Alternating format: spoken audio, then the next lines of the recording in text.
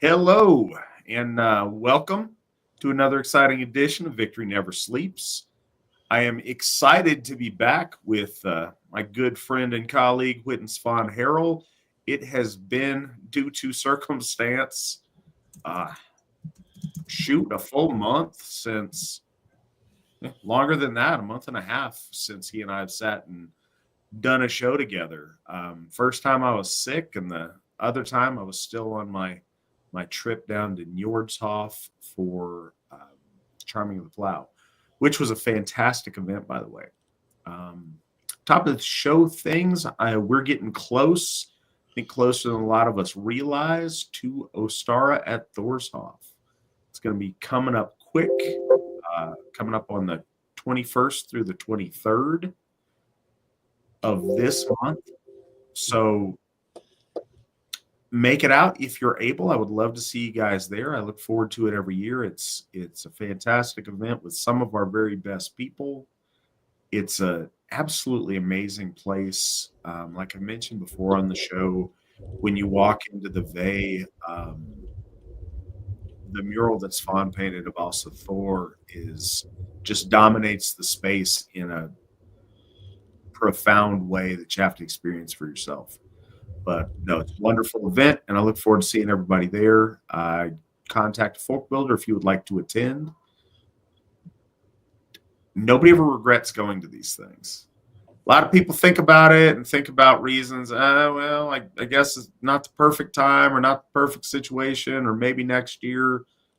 Everybody who has made the effort to go is glad that they did when they come back. So I encourage you to take that leap and go and meet us at Thor Hof and celebrate a powerful time of the year as we honor the dawn goddess Ostara. Other top of the show stuff. So some letting you guys know how we're doing on some things. I give you guys updates on here. Our big push that we are continuing working on is paying off Njordshof. We've been working on that for a while. Njordshof was our most expensive Hof, but it's an amazing Hof, and we're doing great on that pay down. You guys have been extremely generous. Those of you keeping track, the graphic, just because of donations that came in right before the show, the graphic is not even quite telling the whole story. So we're at $52,900 that we currently owe, which is a lot considering. But this time last month, I think we're like 57. So we're making great progress. You guys have been extremely generous, and we really appreciate it. As this winds down and we get closer, it comes out to about $73 donation from each AFA member would pay this Hof off immediately. But we're making awesome progress on it, and we are, 78.4% of the way through, which is really tremendous. So I appreciate all the donations, guys, including the one that made this inaccurate and knocked off an additional $100. Came in from GW Farnsworth, very loyal donator to the program, and we really appreciate you. Thank you so much for your generosity. And he also donated $30 towards this broadcast. So thank you. Svan, do you have any top of the show things for us? I think you were trying to a second ago, and I cut you off. Oh no, just because you were about Ostara and Thor Hof. We just got the bathrooms fixed in Thor Hof in the actual Hof, not the meeting hall or the feasting hall. But for folks who haven't been there, we have a lower section in the back, and we've got 2 new bathrooms rebuilt in there. But the next move that's coming is we're going to start fixing the ceiling. Again, this is a 100-year-old plus church, and we're going to be. I've been kind of reserved to do stained glass, which is coming. I think that for a lot of folks, it might catch them as being odd that we're doing stained glass, but I've been kind of chomping at the bit for Thor's Hof to really explode with art and color because of the ceiling. But once the ceiling gets fixed, the walls will be painted and the windows will be covered with faux stained glass. I would love for it to be real stained glass, but it will be faux, and I will be making it. I think that the advantage of me being at Thor's Hof is what gives it that extra little. I think we lack in other things, but we do gain in aesthetic because I'm kind of bored there in the sense that I can, devote my time to certain projects like that. I would love to go to each of the Hofs and get parties or groups together, people in their own areas with artistic ability, and start kind of just giving them some guideposts, and then we move, and then each Hof have their own.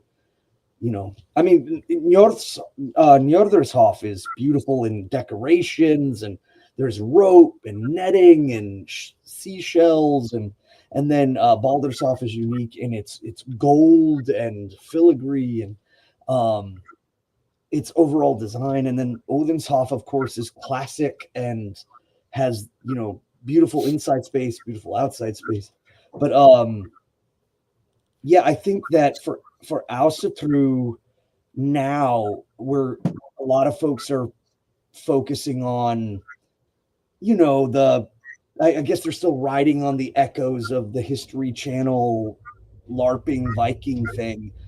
But for us, it's about color, it's about vibrance, it's about life, it's about vitality. And I think that our ancestors, especially when we know about the way that they dressed their best, they dressed in bright colors, and they were proud.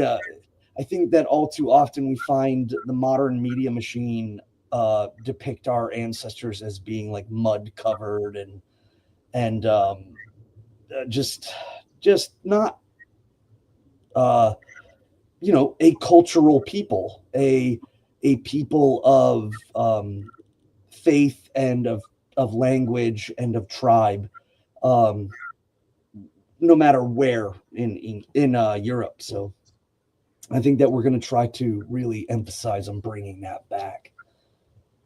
Yeah, a lot of people have strange aesthetic ideas about the Viking Age.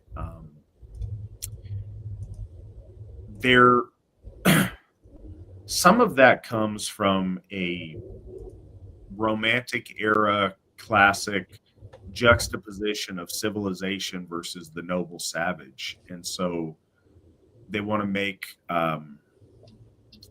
continental Europe represent all of the trappings of civilization, and then the barbarian on the outside being wild and savage and accompanied by unruly hair and filthy and extra primitive, whereas the Viking was a technological master of the tools of his time, at least those that were available in Scandinavia and Northern Europe and the places he encountered. You find Damascus pattern Viking blades that are the best, some of the best swords, certainly the best swords in Northern Europe during the time. They had the most technically advanced ships because they were the most effective. They would celebrate wearing bright colors and having nice, shiny things and looking nice. They were offensive to some of the, English Christians because they bathed regularly, which was, they were above the grooming standards of the day. I went to a museum in in Stockholm, and they a shockingly high percentage of their Viking era and earlier artifacts are, personal hygiene, beard trimmer, nose hair stuff, like ear wax scraper outers, and fingernail, elaborate combs. Yes, this idea of the like filthy shoulder pelt, ash on their face, like scary Ooga Booga Viking is really a disservice to our ancestors. Tonight, so you guys can get there at our normal source on voluspa.org. We are going to be going through the Helgakviða Hundingsbana II. I missed the first one, so I'm excited to get here on the tail end of these series. I'm told that Gothi Trent East did a really good job. I heard things about you guys' episodes, so I am happy about that, and I'm looking forward to going through this with y'all this evening. So that said, I love Trent, but I feel sometimes like he's just like, I'm gonna just wind Witan Svan up and just let him go. There's fun in that for the whole family. So yeah, the challenge of sending people over to me at a national event and just saying like, hey, go talk to Svan, but ask him, about this, and then watch them get locked with me for like an hour. That is a proud AFA tradition, and I know. Well, and I mean, there's been a couple of people like there've been a couple of people, and usually, it's typically done in good fun because you get some of these people that will just go, and you can get them on some interesting topics. I'll always remember one of the most amazing people I've ever met. There's an old time Asatru who's was really foundational back in the 80s, and then was a very big deal in the early 90s with the Asatru Alliance, Robert Taylor. And this man is the most fascinating person that I have ever met. I've had so many really, really good conversations with him. I haven't spoken to him in many years, but he would come to I met him actually at Midsummer in California, and he lives and has for a very long time in West Virginia, but he'd come out that year, and I want to say it was like 2011 or something, somewhere thereabout. And just the most, you could talk to this guy about any topic under the sun. And the game, like some people would go and they would just pick just off the wall topics and go prompt him into a conversation, just see what he would do. It doesn't matter what the topic was. He could sit there and have meaningful things to say, and, anecdotes and stories that related to it. And this guy he's a very old man now. I wouldn't be surprised. I mean, he's, I'm guessing, his 80s, but he's packed like 400 years into those 80 years. He's got so many amazing stories, and I had the pleasure of visiting him at his home one time, and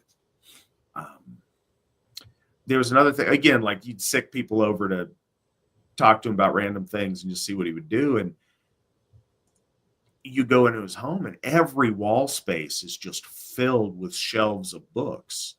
I mean, there has to be thousands of books in his home.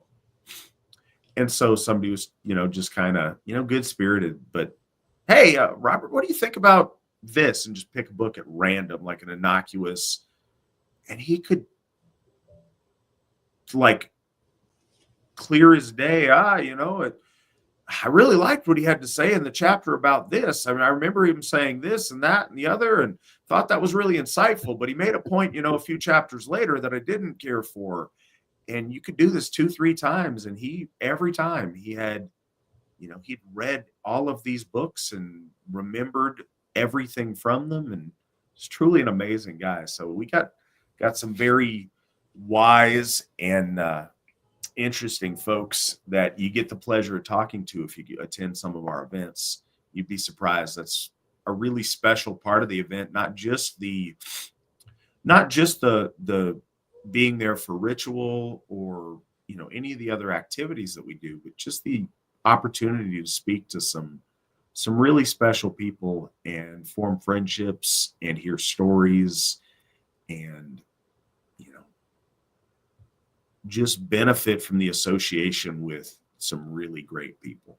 So if you can make it out to these things, by all means, please, I could not encourage you highly enough to do that. Svan, do folks need to know anything special going into this poem this evening? Yes. Okay. And you had said you missed the first one, but all three of these are kind of disjointed. I would almost consider them, the first one and the second one are framed under almost the reincarnation, the rebirth of the main male and female powers. The third one is almost a standalone, but the problem with it is, even though it seems more foundationally sound in the beginning, it's actually the most disjointed. So for anybody that's just now joining us, when we're talking about any of the Helgakviða, any of the stories of Helgi, it's worth remembering that these are episodes, if you will. Episodes of Helgi and his heroics. But the problem is that the annotator, the person who wrote them down, and it's not quite known, was not 100% I think on the stories. And so you find these poems, some of them are completely in separate sections, and then they're kind of crammed together. So there's always elements that remain the same. Helgi is, and any story of Helgi is always connected to the Volsunga saga through Sigmund, who is Sigurd, the dragon slayer's father. Outside of that, it gets loose. There's mentions of my son is trying to tear down my thing. Eldred, come on. Eldred. Oh, all right. I got a sneaky little kiddo here. As come on. All right, go to bed. Okay. Eldred, go to bed. Anyways, excuse me. Sorry about that. So all of these stories about Helgi are almost like what if people were to think of Hercules or Heracles and his many adventures and stories. They are originally separate and episodic, and then eventually later they are put together. And sometimes there is a sense that of putting them together with the express to make it appear that it's all joined. And so there's some annotated yeah, I got a little rascal Croatian. You are absolutely correct. The third one is he's wild. The idea that when they start to annotate and bring all of the stories together, they utilize techniques, but it's very hard to do it when we talk about poems. Poems are put together in order to add longevity, to keep them together. The person that's writing the stories or the poems down is doing this in one shot. It's going to take a very long time. So they're kind of spliced and then melded together, and the scenes aren't super clean. And this third one is of the Helgi series is probably the most disjointed. So what do we have to gain out of this? One, I mean, it's worth remembering, especially in the case of heroic poems. I wouldn't say so much with the divine poems of the gods. There's far more care placed in that. But when we talk about the heroic poems, we clearly see the fault of man and writing and the attempt to keep everything orderly. It's very hard to do when you're shifting from an oratory culture to a writing culture. But we get all of these little nuggets of wisdom. We get the kind of feeling of what the heroism of our ancestors looked like, what they were attracted to, what they were entertained by. And so these elements that we see of the mortal man rising up, gaining, benefit from divine or semi-divine being like Valkyrie, where he is given poise and direction, and then he faces his enemies, and even in the second one, he's not victorious, but that he meets his end with heroicism.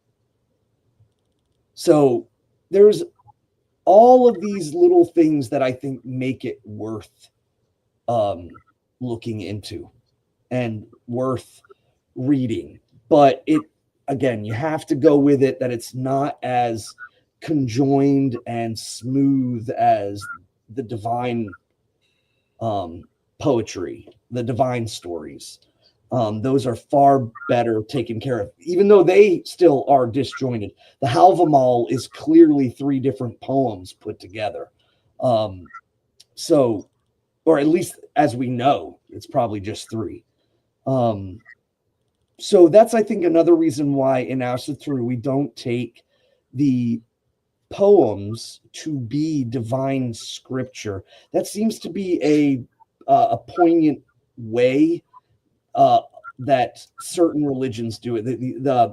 The man-made religions, as I often call them, or man-focused, the mortal-focused, where there is a Mashiach or Messiah, there is a Buddha or a prophet, and then you have these disjointed stories that are slowly kind of smoothed together, and they're predominantly historic. Whereas for us, this is more about the heroics of the warrior primogen, the zenith of being a warrior, and the historical part is almost completely lost. We know that it perhaps is connected to the kings of Denmark, but we also know that there are, members of the story that are all the way back to the migration period, including Attila. But that doesn't matter. The overall sense is the air of it, not the historicalness of it. The best way that I could describe it would be like anybody who's ever seen the movie Braveheart.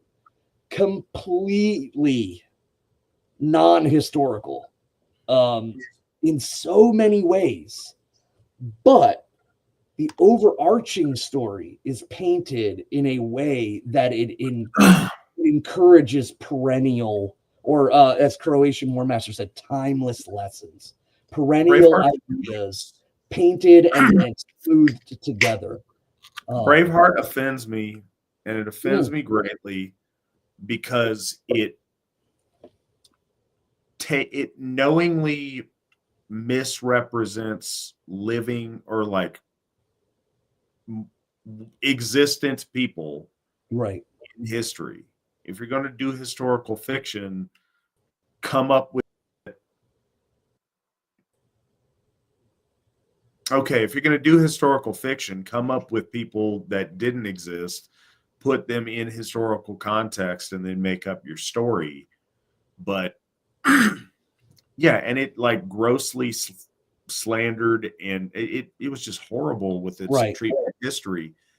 One of the difference here is you've got tales that come down from, even at the time, ancient things in a society that doesn't have Wikipedia.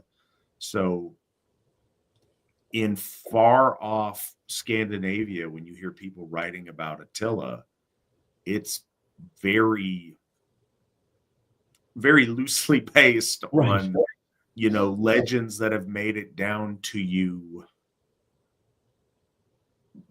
500 at least years after the fact. So don't overly. The point of that's interesting, and these aren't meant to be historical. That's one of the things is you have things like Beowulf and stuff that might have some historical connectivity, but they're not written the same way, and they're not the same as sagas that are recorded as history. These are, this is epic poetry about, epic quasi supernatural things. And it's important to know the authors knew that going in. There's no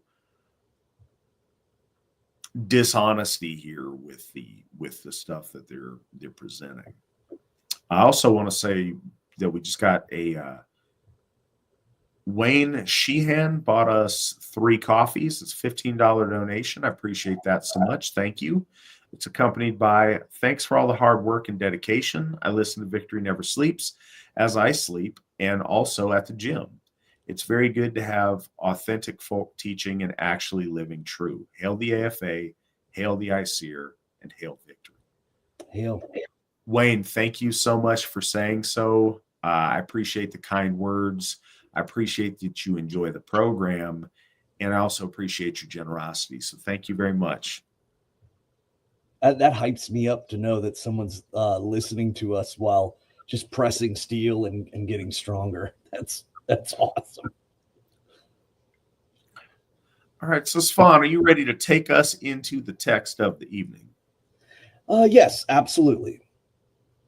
So this is the song or the poem of Helgi Hundingsbana Part 2 is kind of how it's referred to. So again, it starts off flat and it is giving the audience an immediate context. And that's what lends us to understand that these were probably separate stories told, and were told. Perhaps there was even more. We don't quite know. But the construction of the poetics were a huge part of the presentation of the story. It is truly a cultural phenomena for our ancestors to hear the poetic structure and stanza, particularly in upper courts.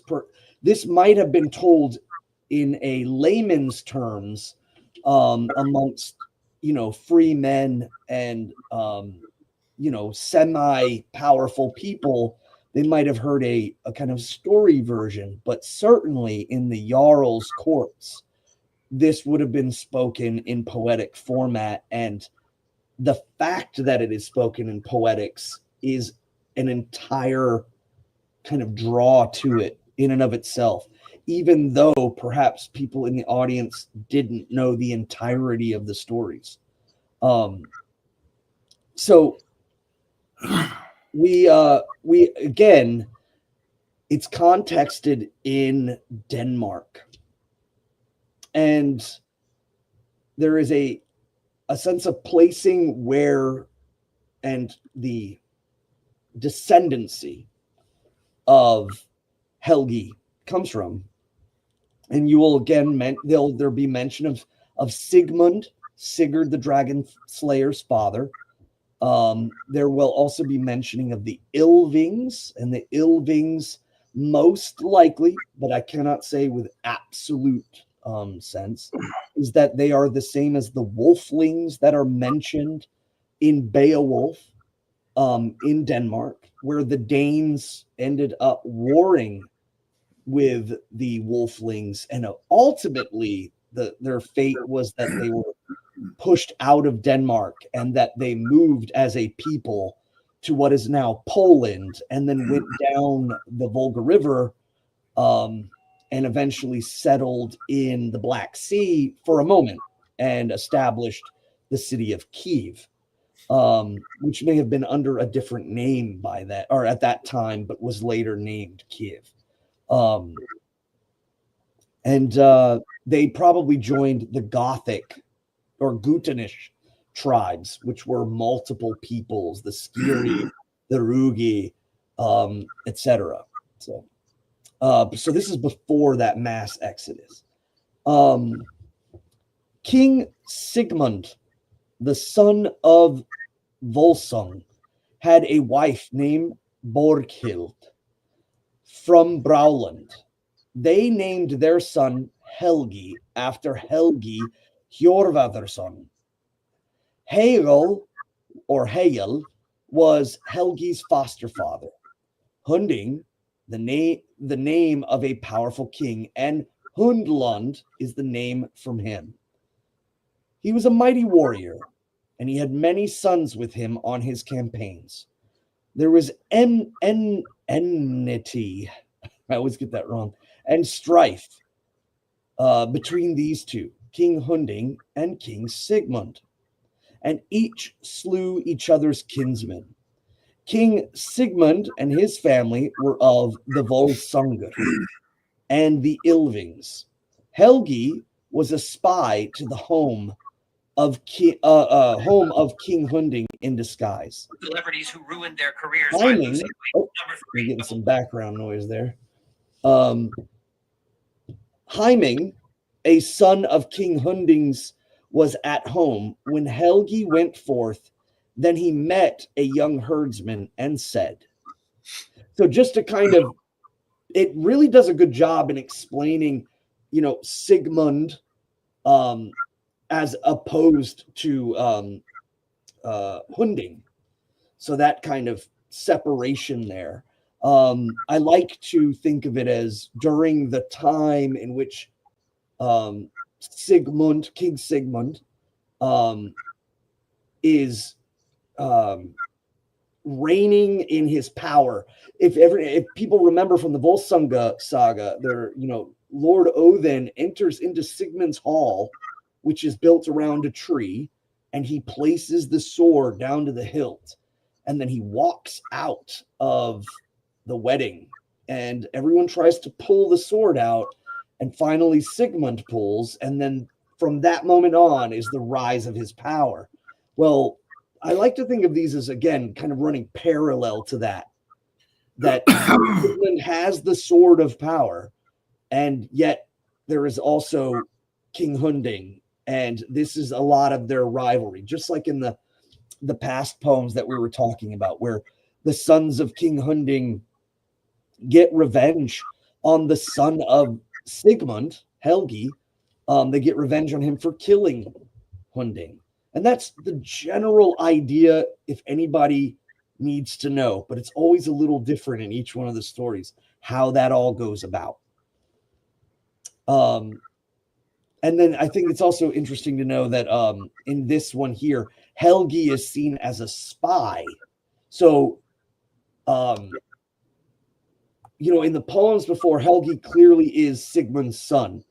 In this case, it's still the same, but he's unknown and not bright of fame, perhaps maybe one of the youngest of the children, as it might be placed out there. I think everybody in our ancestral time knew the first child, the first male, usually had the best stakes to inheritance, and every child thereafter, it just got harder and harder for them.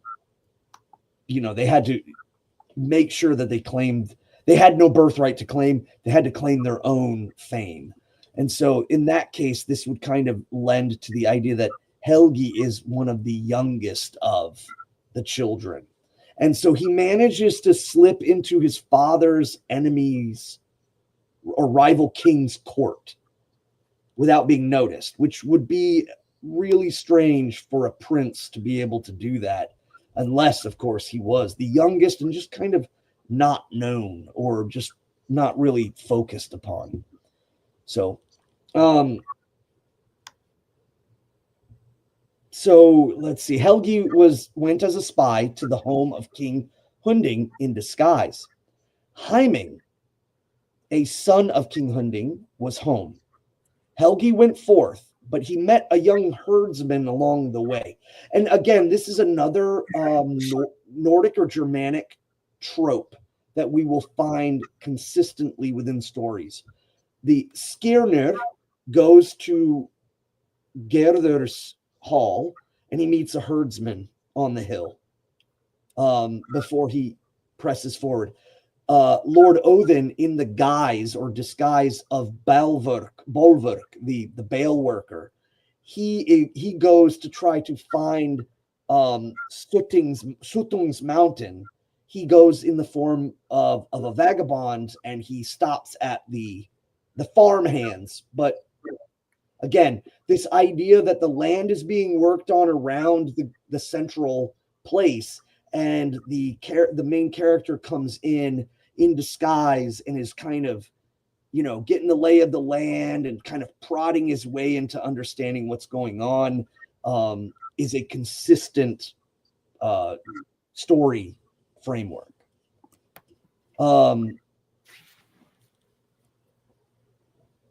Say to Heiming that Helgi knows whom the heroes in armor hid.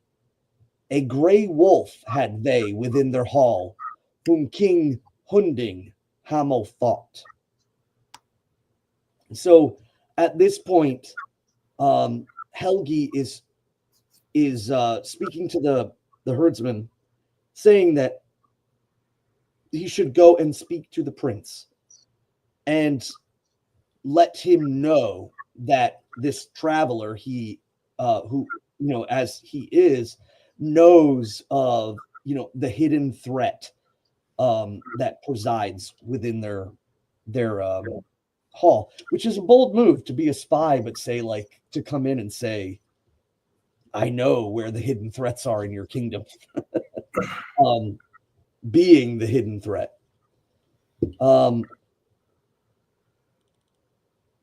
So Hamel was the name of Hael's son. King Hunding sent men to Hael to seek Helgi, and Helgi could not save himself in any other way, so he put on the clothes of a bondwoman and set to work in the mill. They sought Helgi, but found him not.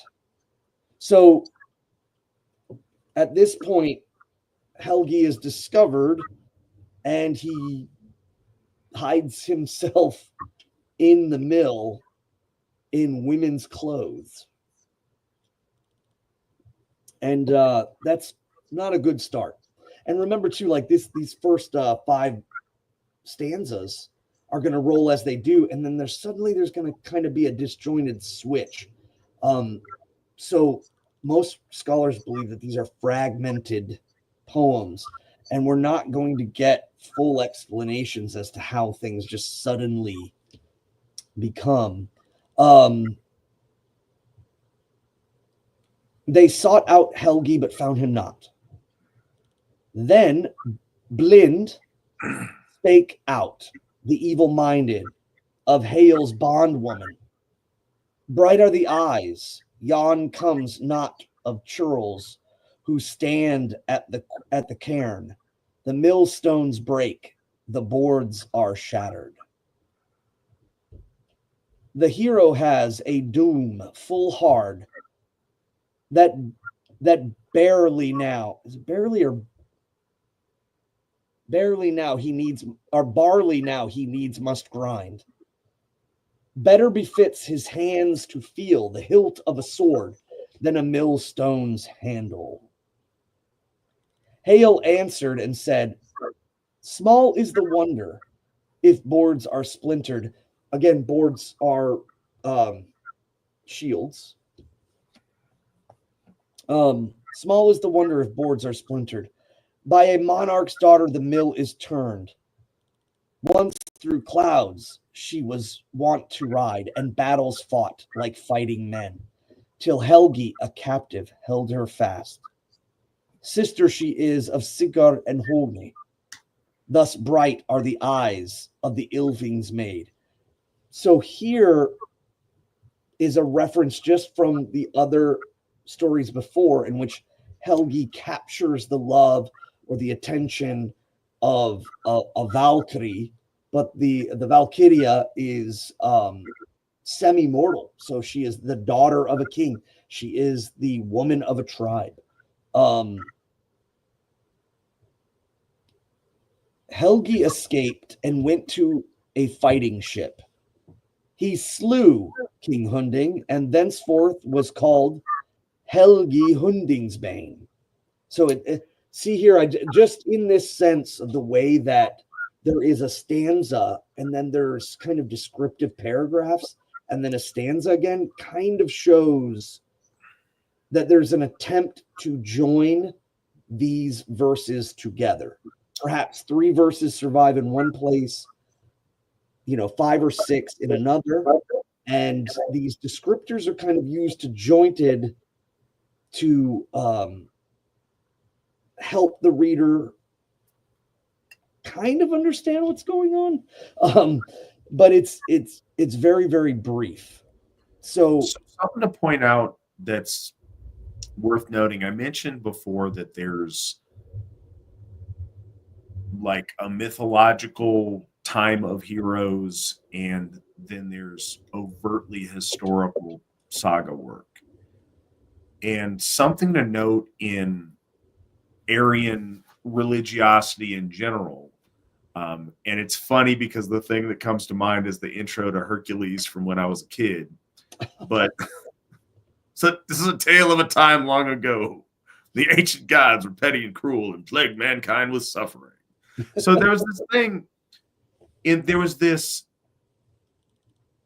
period of time, and I don't know if we want to call it a golden age or what we'd like to refer to it as, where the gods and men interacted in a more closely knit way, where you have the frequent occurrence of gods taking shape and interacting with man, and you have these ascendant beings like Valkyries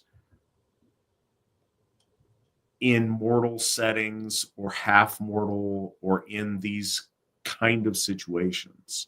And you see a blending of the word escapes me now.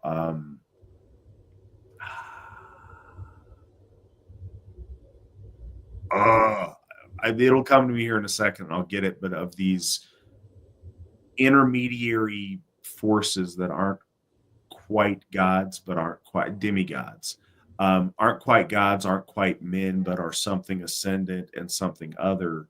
And you see those interplays here when we talked earlier about the Swan Maidens in one of our previous stories. In these kind of heroic cycles, you see that reflections of that time, and you see that in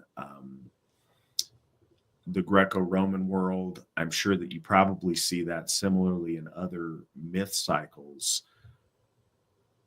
So keep in mind that's the kind of mythic antiquity that this takes place in, is in that age where it was a much less rare occurrence for Odin to appear among men and to speak to kings and to do things in a physical way in the telling of it.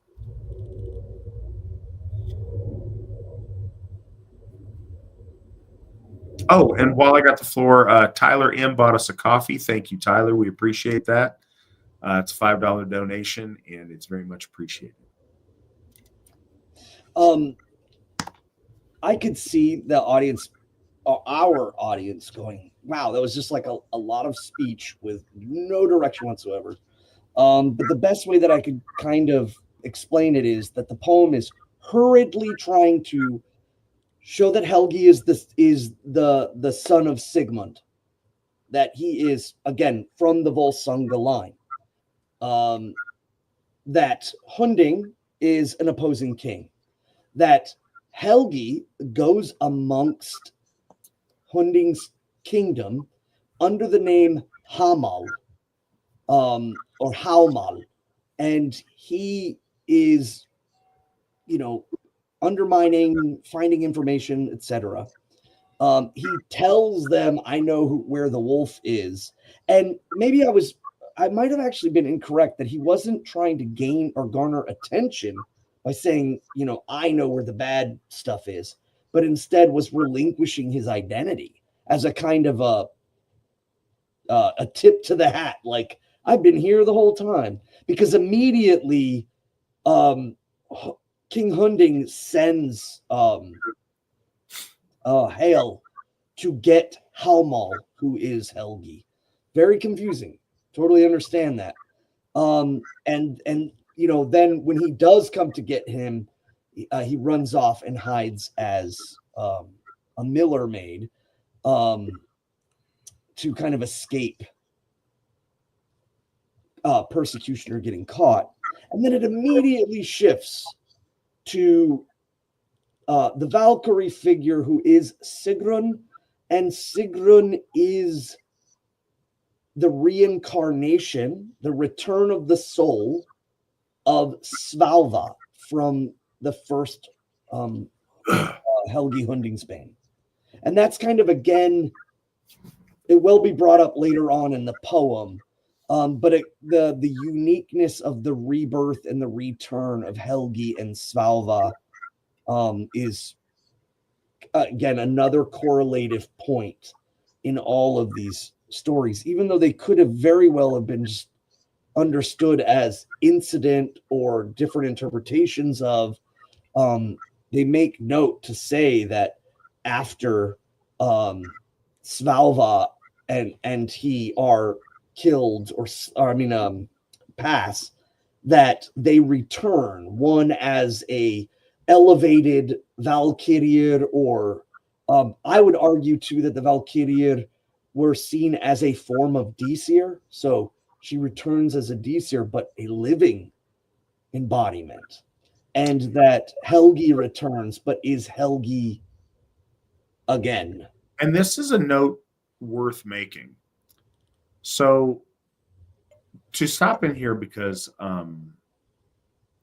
Croatian War Master says something over in the comments. He said he used to listen to he listened to a Sanatana Dharma teacher who said that the world used to be way fuller of these kind of ascended beings. And I think that's true. Like, I don't dispute the truth of the events of the story, but I think it still becomes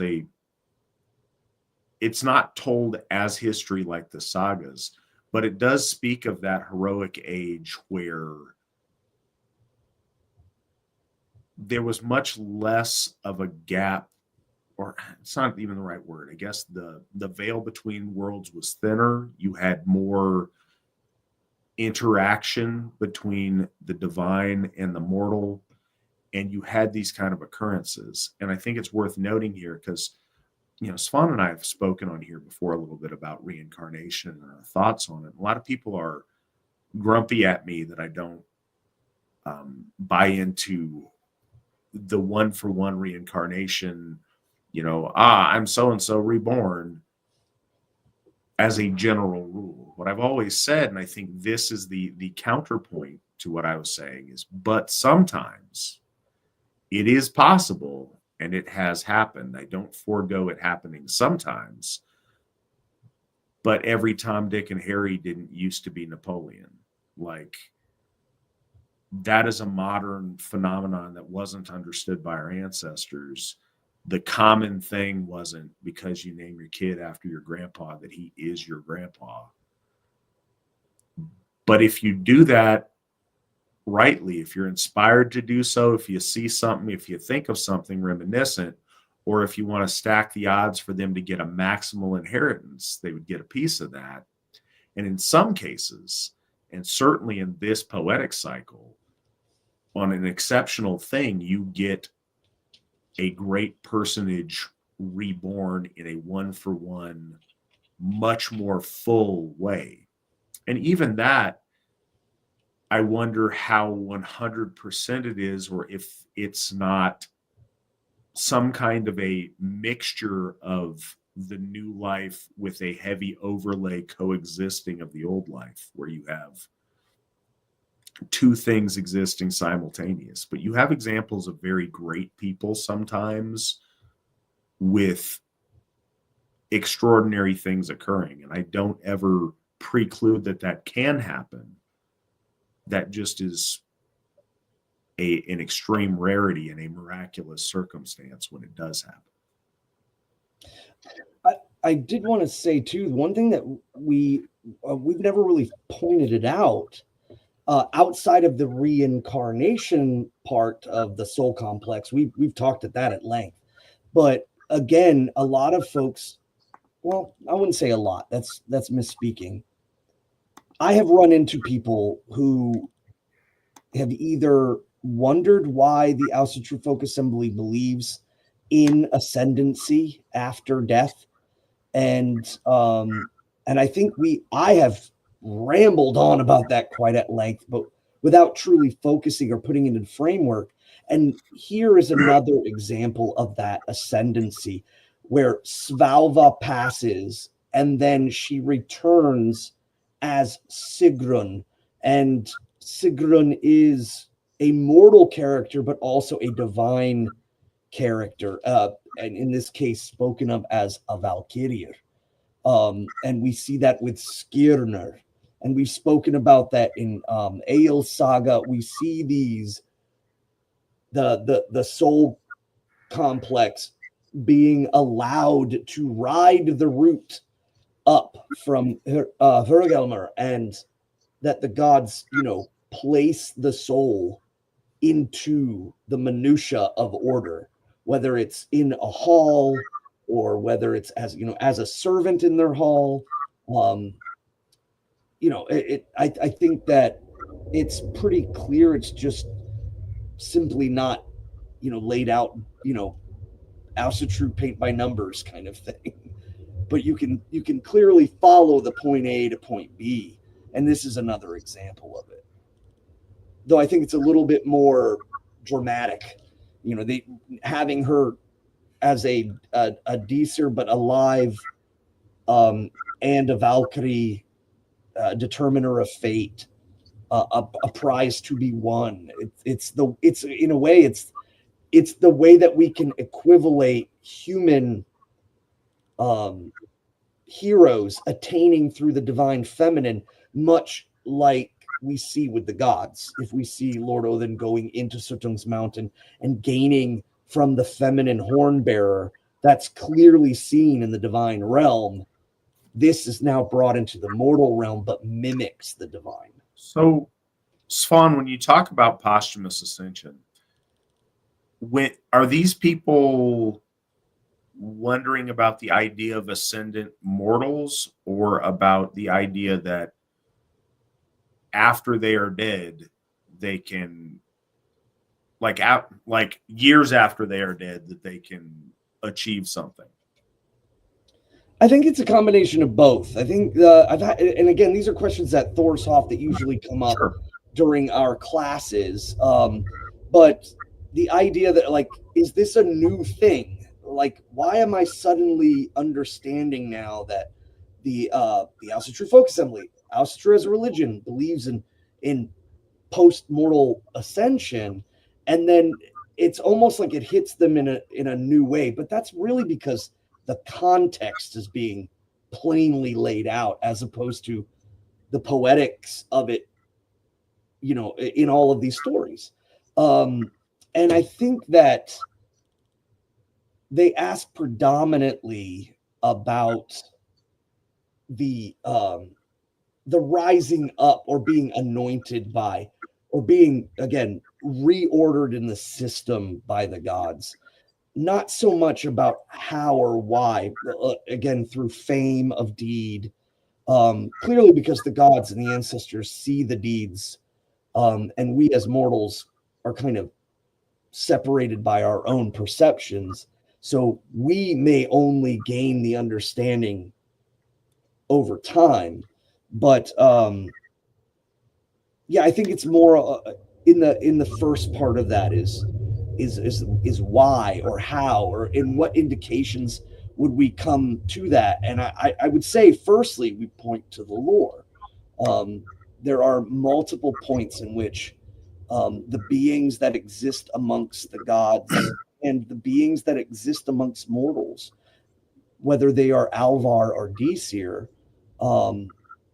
are, like a dark Alvar is, someone who had once been mortal, had once held blood, but now was placed within the world in a different way, presiding over a battlefield, presiding over a burial mound, presiding over a weapon. And a Disir, of course, either coming in the form of a Valkyrie, like in this case, or as a matron, a matroni of the tribe. So I think that part is not so much, I would say, shocking, but just, oh yeah, I never saw it that way. But then there's also the understanding that, the ascension from fame, from deed, and that movement into place, I think. Yeah, it's just interesting because I always wonder, where the question is or whatever, so it can get explained a little bit better. It's interesting. The concept of sainthood is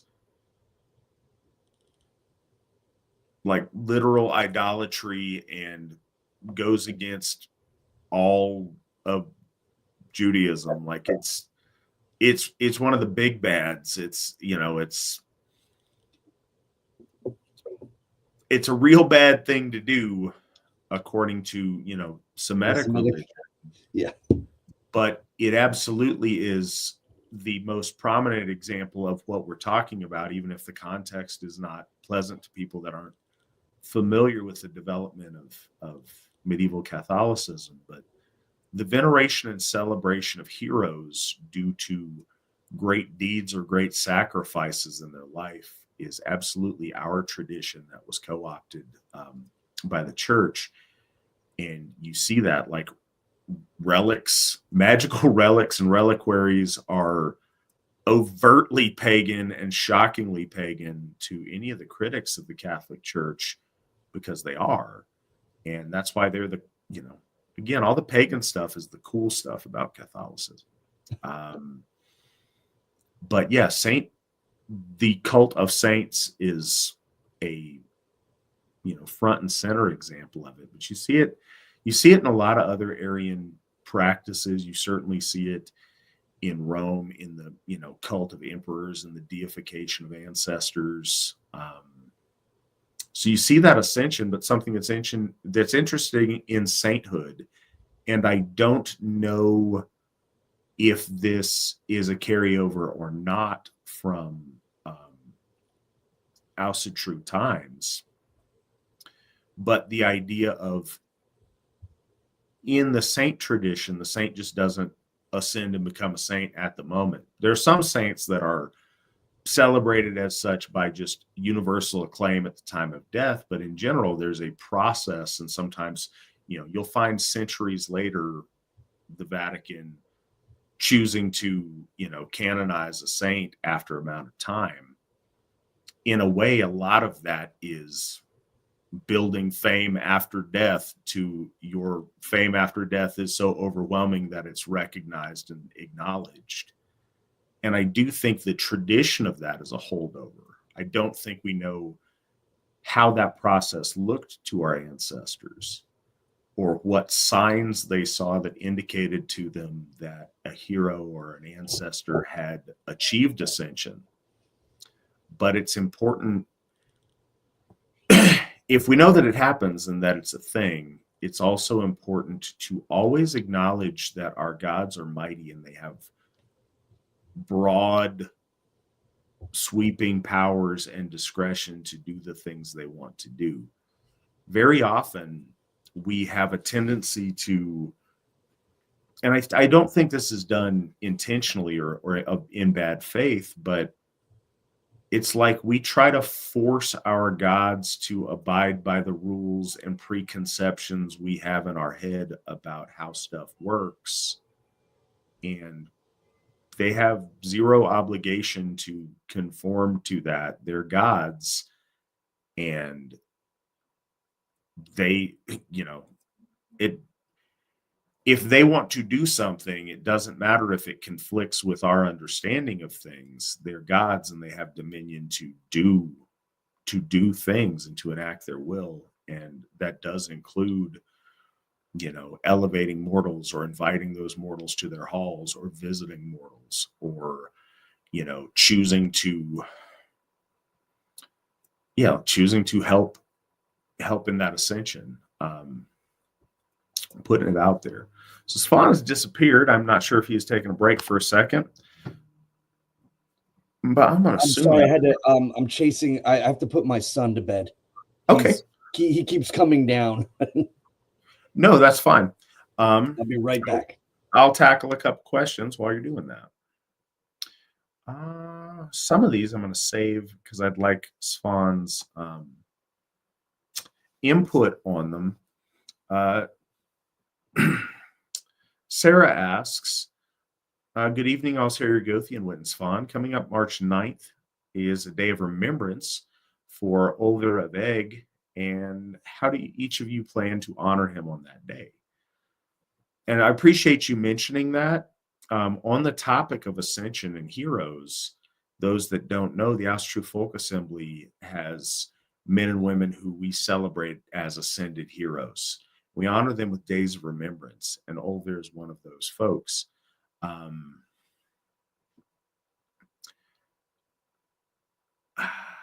It's a good question on what that day falls on and how I'm going to honor him on that day. I'm certainly going to try to spread the word to our folk as best I could to make sure people are engaging in that. One of the cool ways that folks do is have a family meal where they celebrate them and tell their story around the dinner table to those gathered. Many of us who are having gatherings,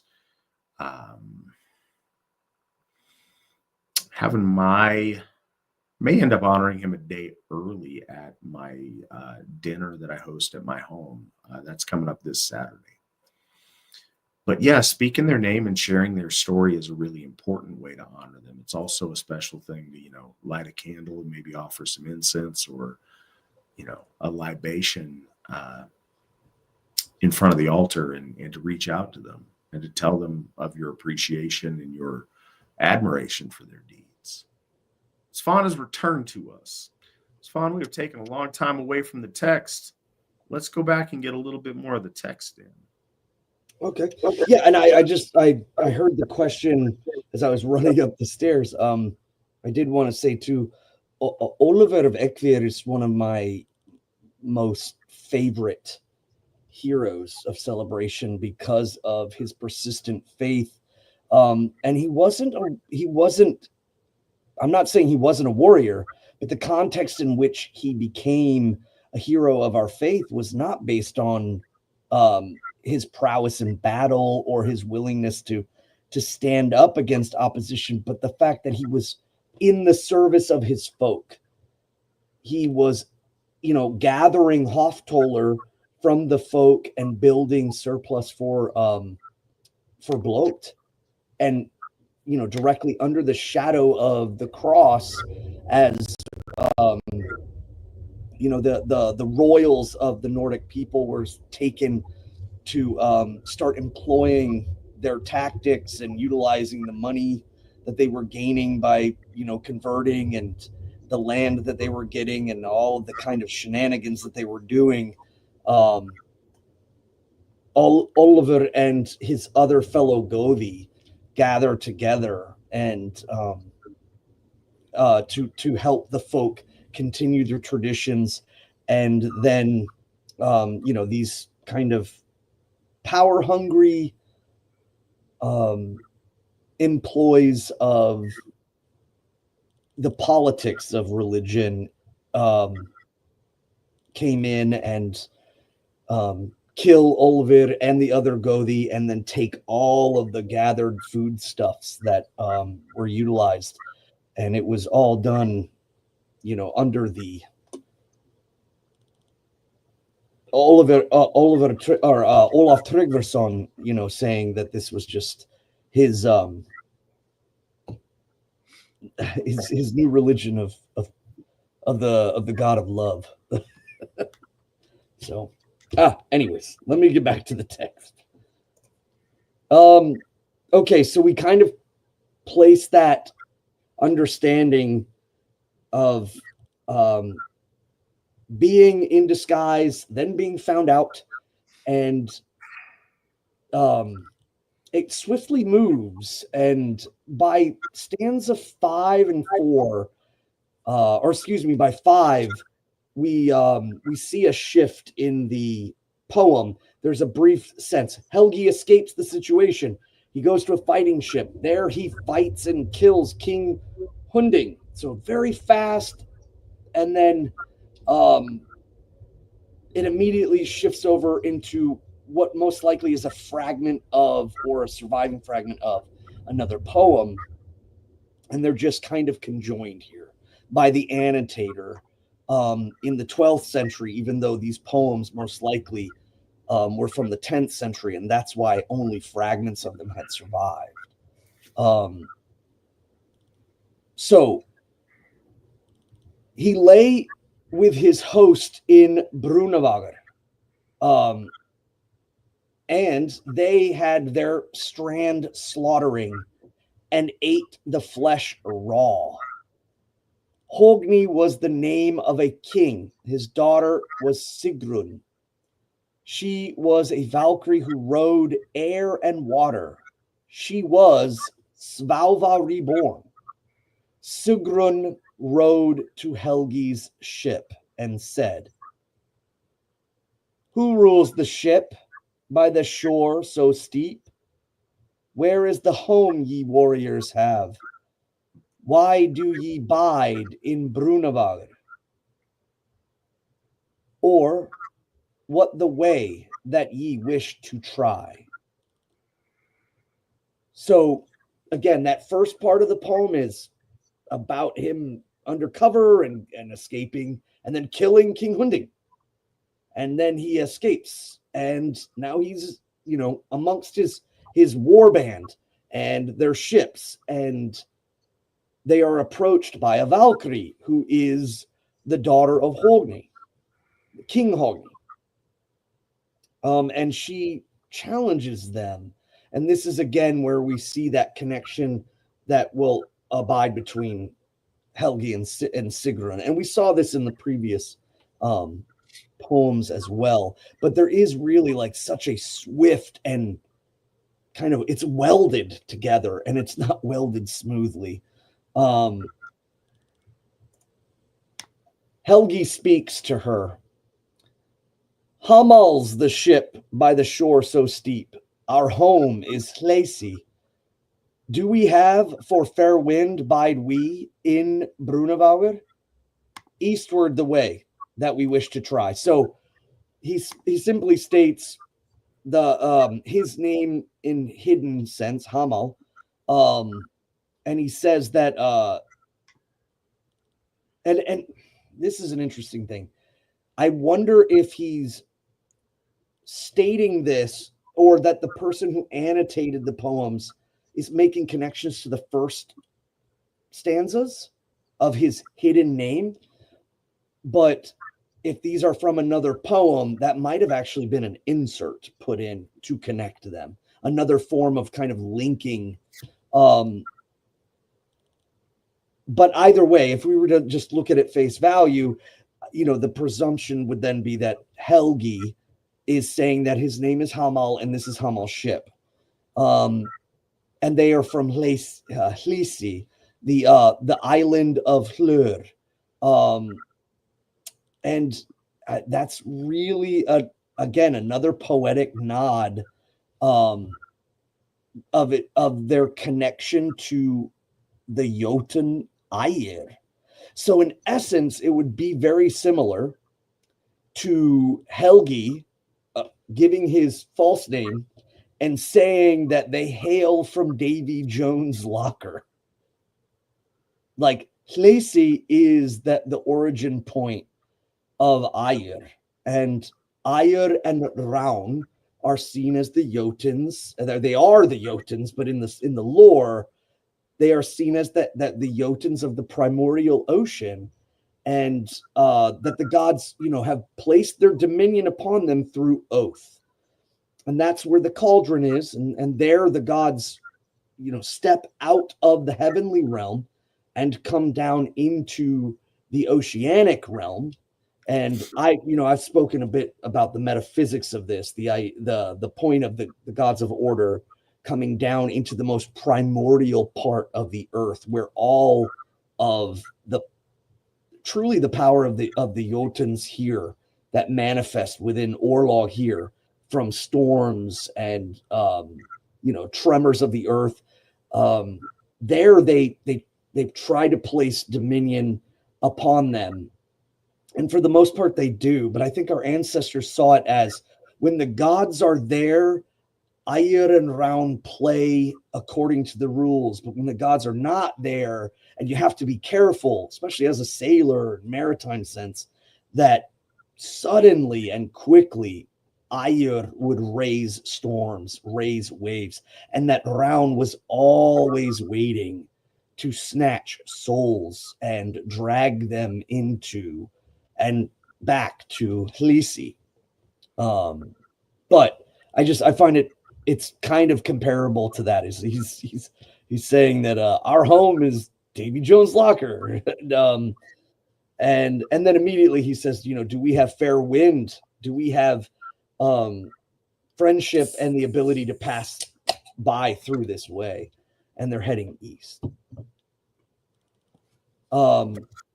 In 7, Sigrun speaks. Now, again, bear in mind too, for those who are reading this, you can see the difference between verses 1 through 4. And then there's a little bit of a joiner gap. And now we have this dialogue poem being spoken. And it's written very cleanly and very neatly in its stanzas. And that's why most scholars believe that these might be incidences from 2 separate stories. Sigrun speaks. Where hast thou, warrior, battle wakened, or gorged the birds of the sisters of Guth? Why is thy byrnie spattered with blood? Why helmed dost feast on food uncooked?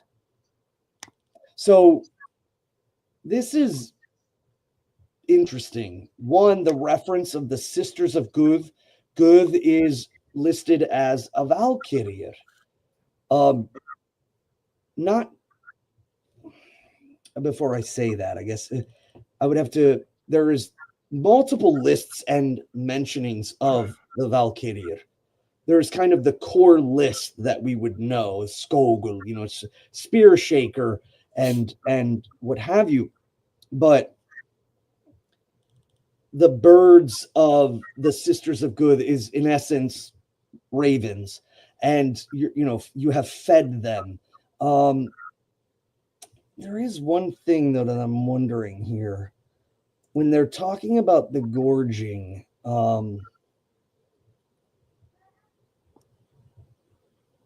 In which they eat raw food, and they're and again, this is something that reading these stories again after many years, or just glancing over some of them, I would love to say that I've read every bit of lore with an extensive mind, and that would be a lie. And in essence, I have glanced over, I've looked into things, and like one of the things that escaped me here is the mentioning of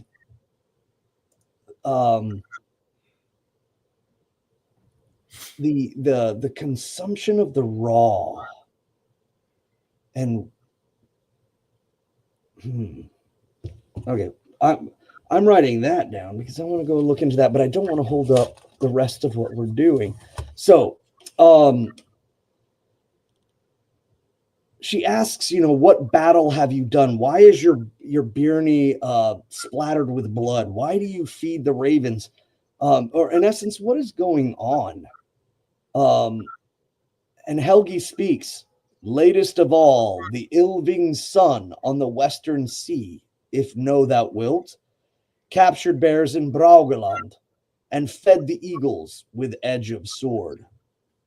So he is saying, that he is the son of Sigmund and of the Volsung line and of the Ylving line, and that they have fed eagles by edge of sword.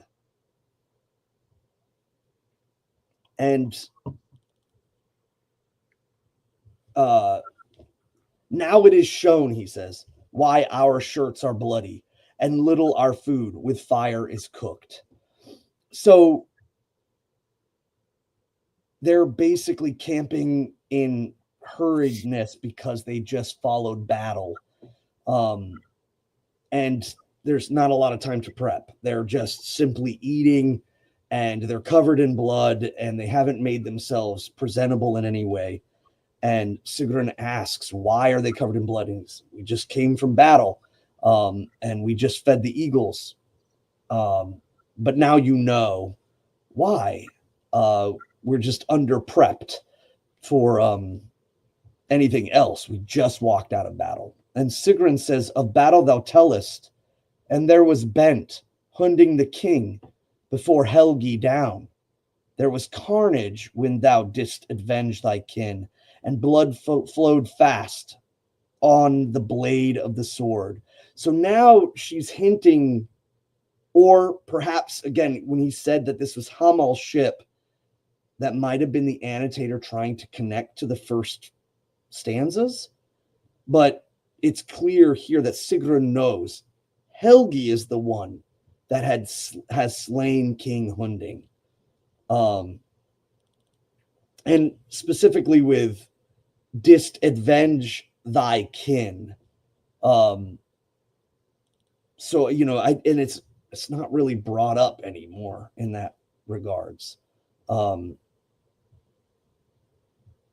And also, it's another thing to know, like where Helgi is from is also a fictional place, Braugaland. And it's in Bellows, he translated as Bragi's land, but more likely because the usage of the word Bragi, even though, or Brahe is clearly associated with Lord Brahe, the Lord of poetry. I think that just like with the word Jarth and the holy Austvanir, who is Jarth, there is context differences. And in this case, it would be more befitting to look at it as Braugaland is kind of like the land of high renown. It was known by the audience to be not a place, but that it was a place of high renown. It was a place utilized in the story quite clearly, and with great pomp and ceremony about it. So they're from Braugaland, and I just saw that brief there, that mention. And again, you have to be careful where you go with translations like that. People have really changed or shifted off into different directions with that. Like in this case with Bellows, he says Bragi's land or Bragi's wood, without giving consideration to the word Bragur and what it might mean as far as, speaking eloquently or passing on or speaking with authority. So I find it funny that. And then the other point that was also mentioned too is captured bears in Braugaland and fed the eagles with the edge of sword. The word is bjarnu, and clearly, or bjarnur, it's bears. And in the annotated notes down at the bottom, he states berserkers. So, like, there's no indication of that. Perhaps there is, but or hunting. I mean, it's the jump by interpreters of the text sometimes to me is a little hasty. I always think about the translation in the Asatru Ada, I think it is, where he says that the translation of like Hroðvitnir means Heimdall, but Hroðvitnir or Þjóðvitnir means people of the wolf. So you got to be careful when they jump like that. So he's basically explaining where they've been, what they were doing, and why they are awesome warriors. And Helgi spake, how didst thou know that now our kin, maiden wise, we have well avenged? So he's hiding the name of the ship, Hamal. He's not letting it out, and yet she knows that Helgi just killed King Hunding, and that the avenge of his kin has been reached. So now he's asking, like, how do you know about this? What word or perhaps what sight do you have? Many there are of the sons of the mighty who share alike our lofty race. This here is, he's speaking of the Volsungs. He's speaking of his father, Sigmund. And he says, many of his sons of our line, how did you know that killing King Hunding avenged? And she speaks in 12, not far was I from the lord of the folk. Yester morn, when the monarch was slain, though crafty the son of Sigmund, methinks, when he speaks of the fight in slaughter runes. So she tells him, I was not far during the battle, but watching. And that would make sense if we look at it clearly in the Valkyrier sense, that she is always on the edge of battle. But the Lord of the Folk, the monarch, is King Hunding. But she says the crafty son of Sigmund. So that either the whole ruse is up. She knows that this is Helgi. She knows that by his purpose for slaying King Hunding is revenge. But I think it's also really interesting. She's alluding to the fact that he is crafty. Obviously, that's also mentioned when he hides as a milkmaid to get away. But and also here that he knows runes, and the translation error is valrunum. So Val runes, not battle runes, but runes. They translate as slaughter, but the chosen could also be, Val is also could be utilized as chosen in translation. So the runes of Lord Odin, of battle, of twisting battle's fate, perhaps is, she's accusing him of knowing magics far beyond what he just lets out in front. And then she continues to speak in 13. She says, on the long ship once I saw thee well, when in the blood-stained bow that wast, and round the icy waves were raging. Now would the hero hide from me, but to Hogni's daughter is Helgi known. So she says, you were brave in battle, and now you're trying to hide your name and use cunningness and craftiness, saying this is someone or another name, title, ship, but she knows. So it's like you're brave to fight in the bow of the ship against your enemies, but you hide from me. And she's like, but it's of no use. I know who you are. Now we see another shift. There's a paragraph, and it will shift to kind of different circumstance. And this may be another welding mark of where the prose of a small section of a story was remembered, written down, and now it needs to be connected. And that was often the case. Would-be skalds, would-be poets would memorize small stanzas, snippets, sometimes in the middle of a poem, simply to show that they could understand the rules of poetry, so that they would show that they understood meter. So that's how the possibility that these little fragmented stanzas survived. And it didn't matter to Snorri or Sæmundur. They wanted to get them all, and they would fill and connect later. So now we see it just kind of suddenly jump. Granmar was the name of a mighty king who dwelt in Svaurin's hill. He had many sons. One was named Hothbrod, another Goðmund, a third Starkath.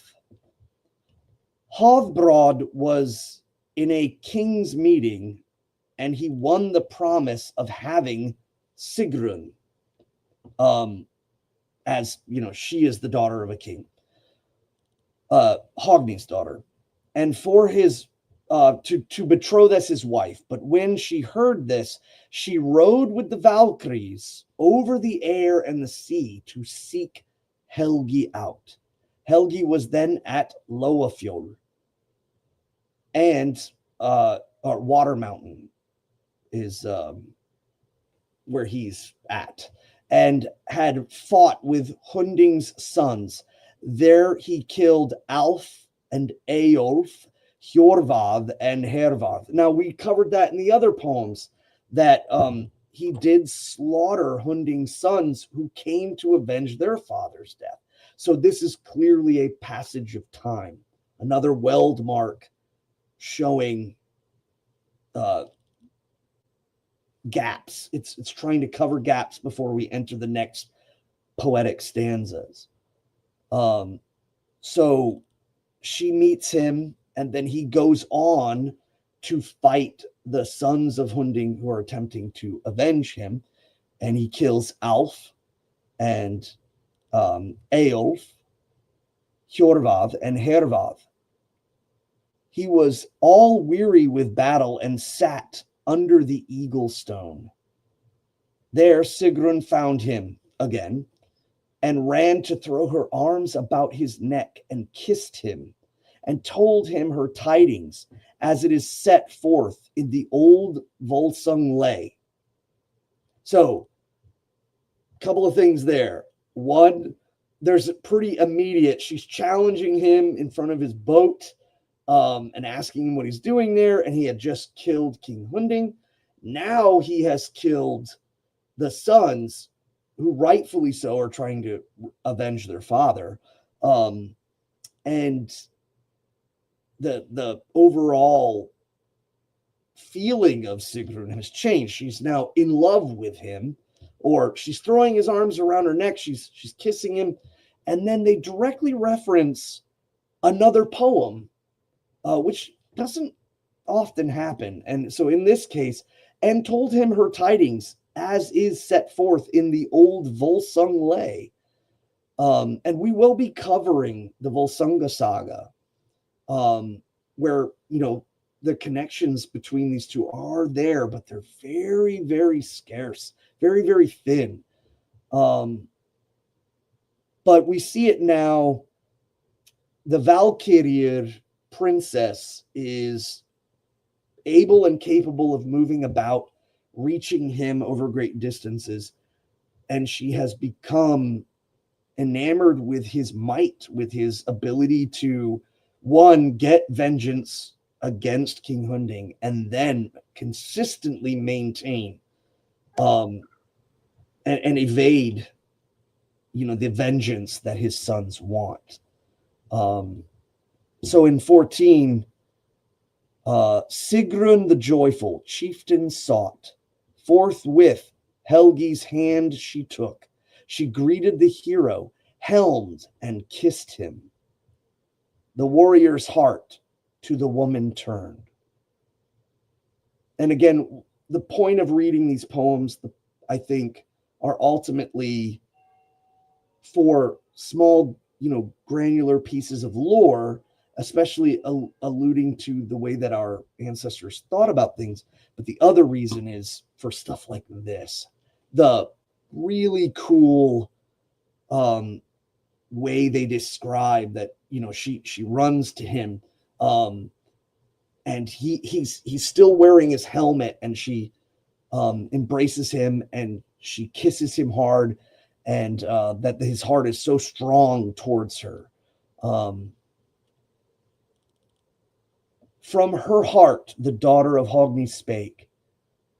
Dear was Helgi, she said to her. So obviously clear, she's speaking, that the context is made clear for the audience that she's being sincere and that Helgi is dear to her.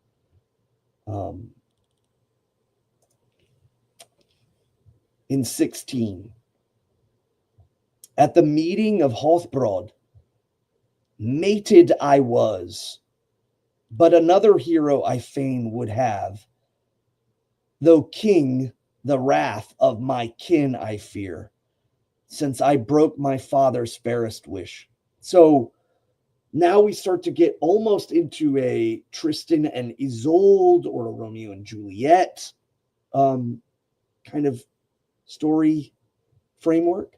She's betrothed to another asking prince by her father in order to build kingdom and to make, peace and relations, but she's not in love with that person that her father has deemed she must marry. No, she's in love with Helgi. And she fears the wrath of her brothers. She fears the wrath of her father. 17, and again, this is another cut, despite there, you can see that inconsistency again. Normally there's 4 lines in the stanza. This is only 2, and then immediately it shifts over to Helgi. 17, long with all my heart I loved Sigmund's son ere ever I saw him. She's speaking about Helgi, who is Sigmund's son, and she says, since I laid eyes upon you, I have truly been in love with you. And Helgi speaks, fear not ever. Hogni's anger, her father, nor yet thy kinsman's cruel wrath, maiden. Thou with me shalt live, thy kindred fair one I shall not fear. So you should not fear your father's wrath. You should not fear your kinsman's wrath. You will reside with me. I will protect you. And you shall not fear. And then again, we see another section here, a welding section. Helgi then assembled a great sea host, a battle an armada of ships, and went to Frekestein. On the sea, he met a perilous storm. Lightning flashed overhead, and the bolts of lightning struck the ship. They saw in the air there were 9 Valkyries riding, and recognized Sigrun amongst them. Then the storm abated, and they came safe and sound to land.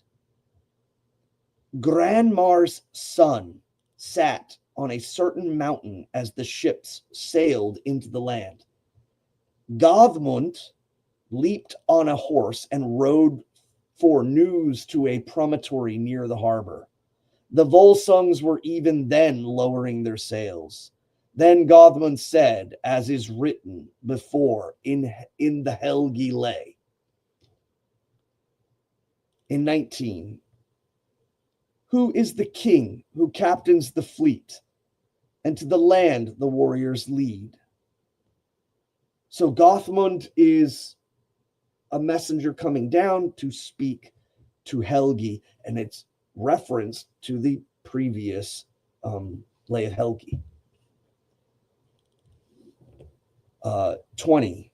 Never shall Sigrun from Sevafjol, Hofbroad king, be held in thine arms. Grandmar's sons full cold have grown, and the giants' steeds gray on corpses gorge. So he has ensured that the one who Sigrun is betrothed to by her father is no longer alive. And the steed of giantesses, or giant steeds, gray, is speaking again of wolves. It's a poetic. So upon their bodies, wolves shall gorge themselves. So he has removed competition. Let me see here. Gothmund then speaks. Again, the messenger coming down. First shall swords at Freckestein prove our worth in place of words. Time is it, Hothbrod, vengeance to have, if in battle worsted once we were. Sinfjolti. Now, if you're able to read this too, and this is again, I think the first time where it's really helpful is looking at the annotated notes on the website where they start to help you kind of connect the structure of this poem, since it's clearly like a mixed tempo.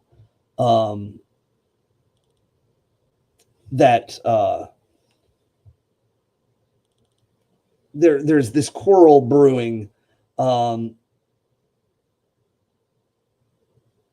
between Hothbrod and either I'm kind of double stepped on it as well. Whether he's speaking to Helgi or if he's speaking to Sinfjolti. But I assume it's Helgi, and that Sinfjolti and Hothbrod are present at this conversation between Gothmund and Helgi. Sinfjolti speaks. Better, Gothmund, to tend the goats and climb the rocks of the mountain cliffs. A hazel switch to hold in thy hand, more seemly were than the hilt of a sword. So Gothmund comes down and says, I know you're strong warriors, but you will find blades instead of words here amongst our people. And then Sinfjolti says, no, it's better you carry a hazel switch and thwap the butt of sheep than a sword, I think, because you will find out how not good you are. And then Helgi speaks. Better, Sinfjolti, thee 'twould beseem battles to give and eagles to gladden, than vain and empty speech to utter. Thou warriors oft with words do strive. No, it is better, Sinfjolti, if you give bodies to the ravens, you give bodies to the wolves instead of giving a lot of lip.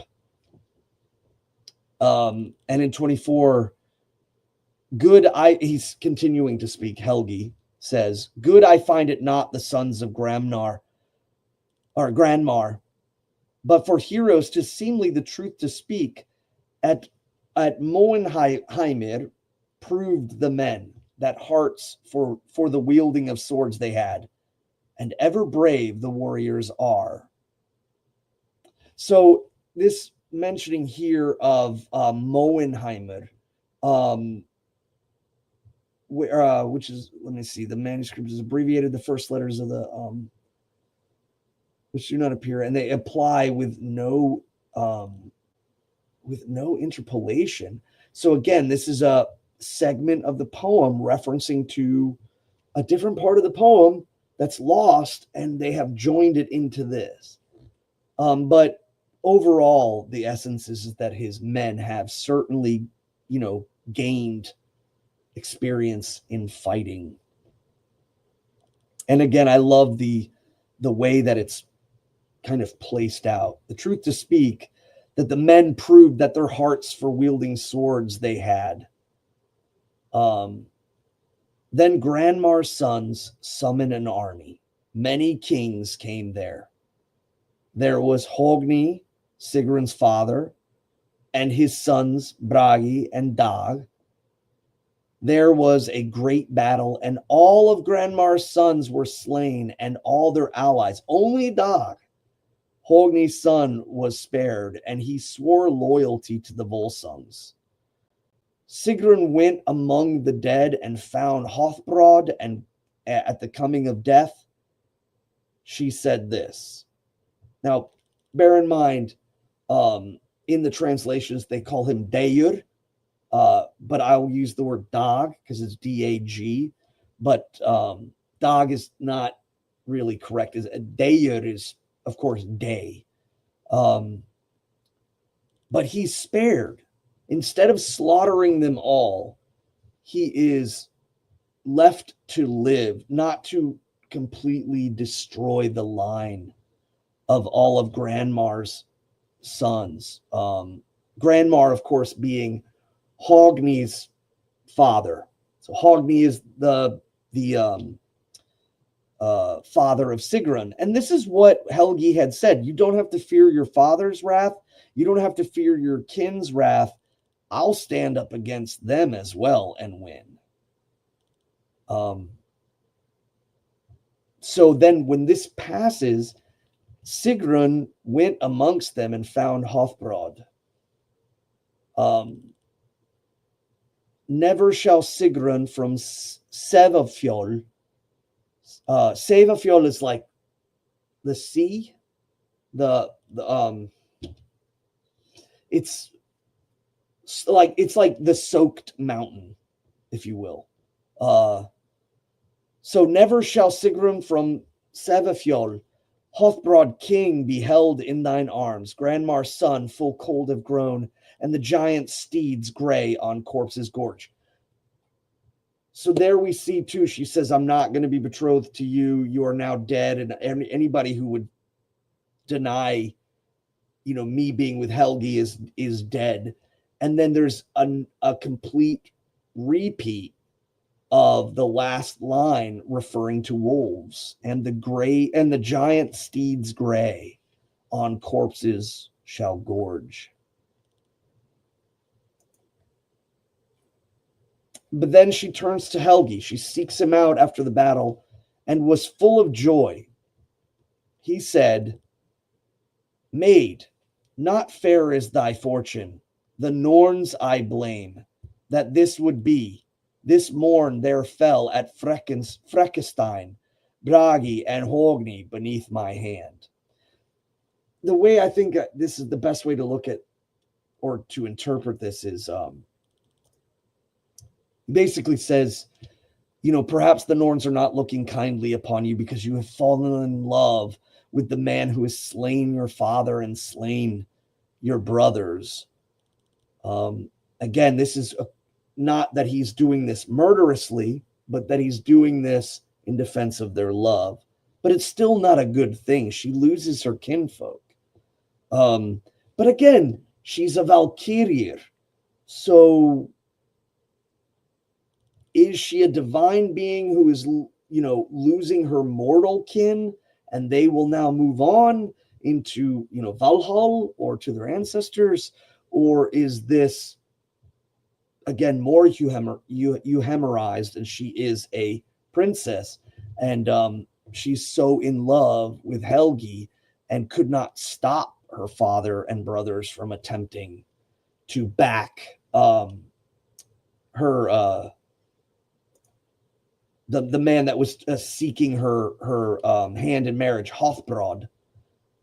They backed him instead of their sister. She didn't want it, and they were pushing for it. So did they end up kind of sealing their own fates? But either way, Helgi says, fate is not kind upon you to force me to kill your kin.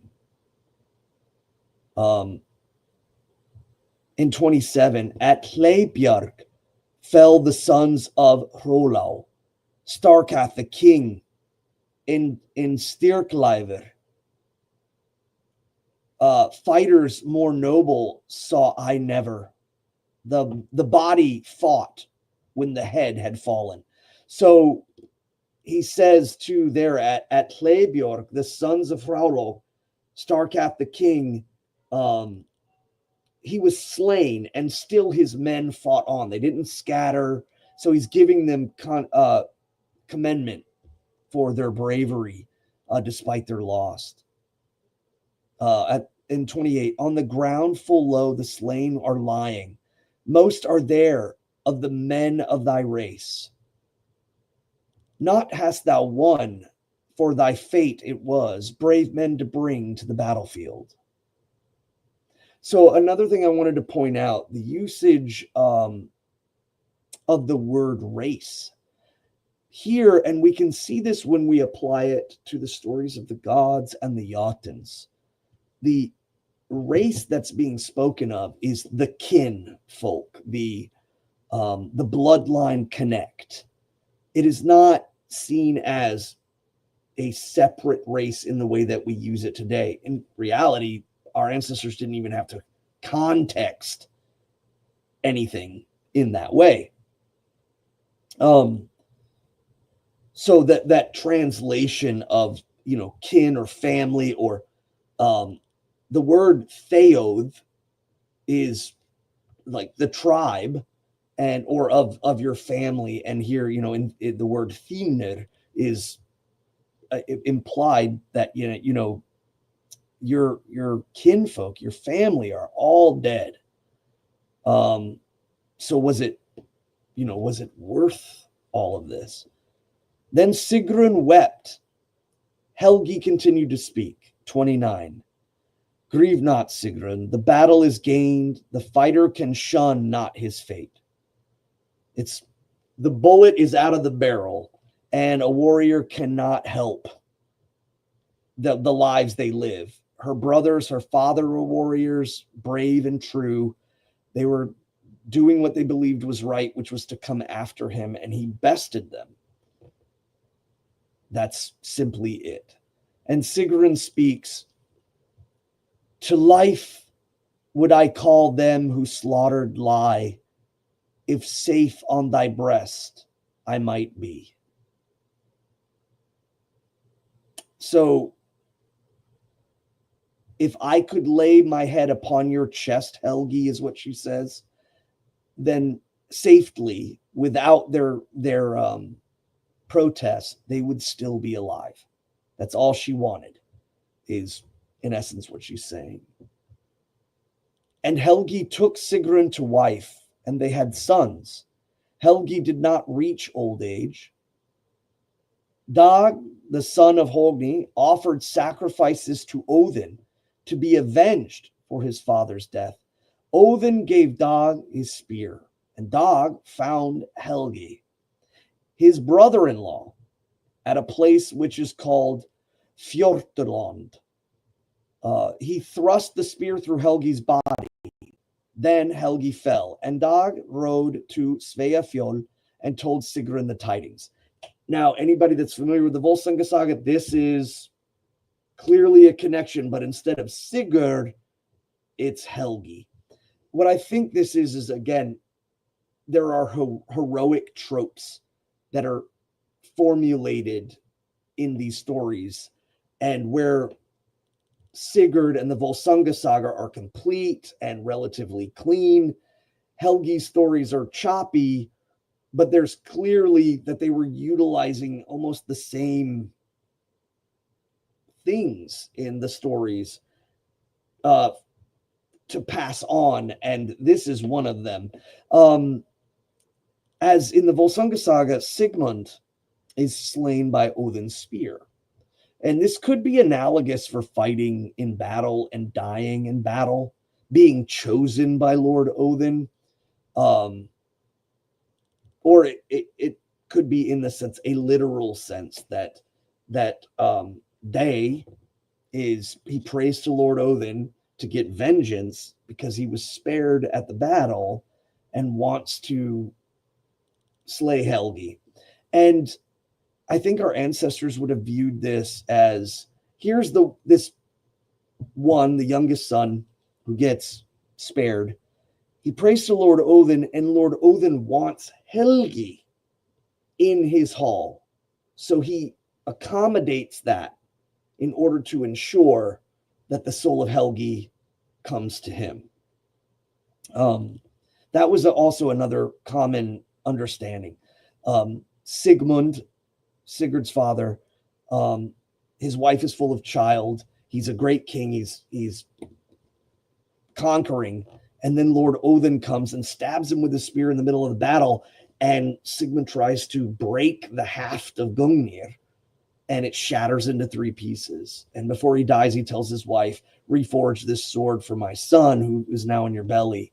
It's just so rich with all of these, motifs that are in Germanic and Germanic Aryan stories, that we can again see that being placed here. Sigurd is slayed by his brother-in-law through the back, stabbed by a spear. But in this case, they say, no, it's Helgi is stabbed by Lord Odin's spear, who receives it from Lord Odin. Day receives the spear and then commits to sending him to Valhalla. Then he returns to tell his sister, Sigrun, Helgi's wife, the deed that has been done. In 30, sad I am, sister, sorrow to tell thee, woe to my kin, unwilling I worked. In the morn there fell at Fjortaland the noblest prince the world has known, and his heel he set on the hero's neck. Again, pretty, gruesome, but yet complimentary. And Sigrun speaks in 31, now may every oath thee bite, that with Helgi sworn thou hast by the water bright of Leipt and the ice-cold stone of Uth. So, the mentioning here of the sacred rivers, Leipt, is mentioned in the Grimnismal, and it's I need to go back and look for that exact translation, but the Unersteini. So here we have the wave stone and the river, like the holy river. She's saying that you swore by these holy things, but you in essence have broken your oath by slaying him undeserving or backhandedly.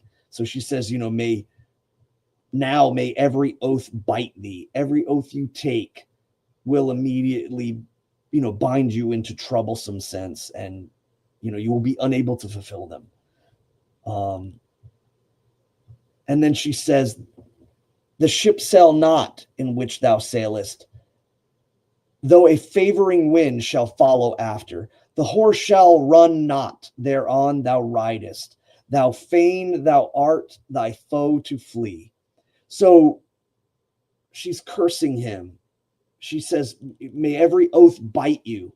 May every sail not be filled with a favorable wind, even though you step on a boat.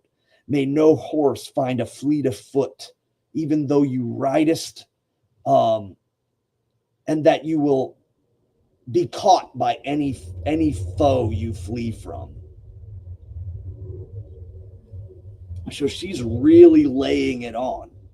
Basically, I don't think that this is really less a cursing of condition, but more of a cursing of fate.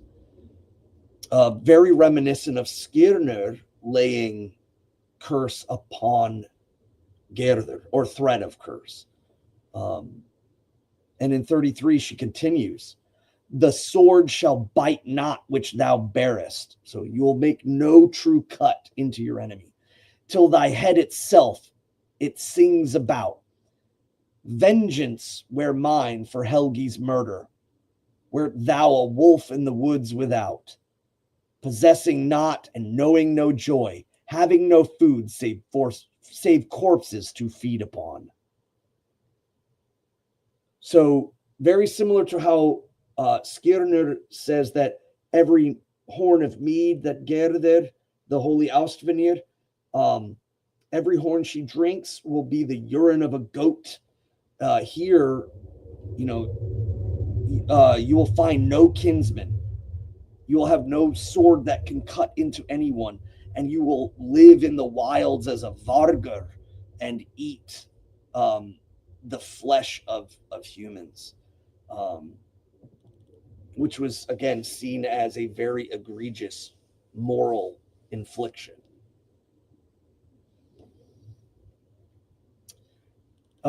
Dag then speaks and retorts to Sigrun. And again, I want to emphasize, this section is a poetic section that's been welded onto the other poetic sections.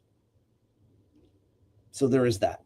But again, looking into the way and placement of the words, the way that they repeat about, the fact that cannibalism is a moral infraction, the fact that any warrior would never want his sword to be blunted by a curse, or that he would not be able to sail, or he would not be able to ride. These are all really kind of important indicators of the way our ancestors felt the gravity of this curse and what was truly important to any young atheling, any young thane, any young warrior. And Dag speaks in retort. He says in 34, "Mad thou art, sister, and wild of mind, such a curse on thy brother to cast. Odin is ruler over every ill, who sunders kin with runes of spite." So you're crazy to think that I would not seek vengeance upon the one who slayed my father and my brothers. And you are truly mad, because you would know that Lord Odin knows of every ill. He sees of every deed, whether through the well of Erd or through the well of memory. He's got both ends covered, so he knows what truly was done, and that you inspired Helgi to kill your father, and you inspired Helgi to kill our brothers, and you call me wrong.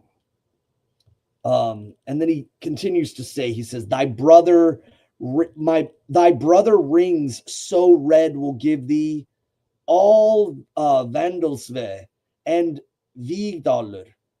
Take half my hand to pay the harm, ring-decked maid, and as meed for thy sons. So he's offering up lands in compensation for deed. You take these places, and for your children, Helgi's sons, and go. This will, I'm not leaving you in destitution. I'm not coming to kill his sons, but I needed to avenge the death of my father. Take these lands.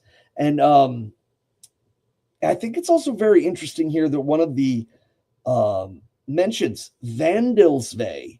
Vandalsve means the temple of the Vandals. And I think that that's really another nod to the fact that this is even pre-Danish history, that this goes way back into the migration periods. And it would certainly place this story way outside of Denmark, farther south in Central Europe. So I've speculated too that a lot of these stories may have been known by different name or under different assumptions, and that they were simply placed in the Nordic time for the audience, but that they could have very well It just like the transfer between Tristan and Isolde to Romeo and Juliet. They're very similar. Perhaps the names have changed, but the framework is still the same. But the fact that it's specifically called Vandal's Vey is interesting. And then he also mentions Vigdalr, and another reason why the translation of Heimdallr.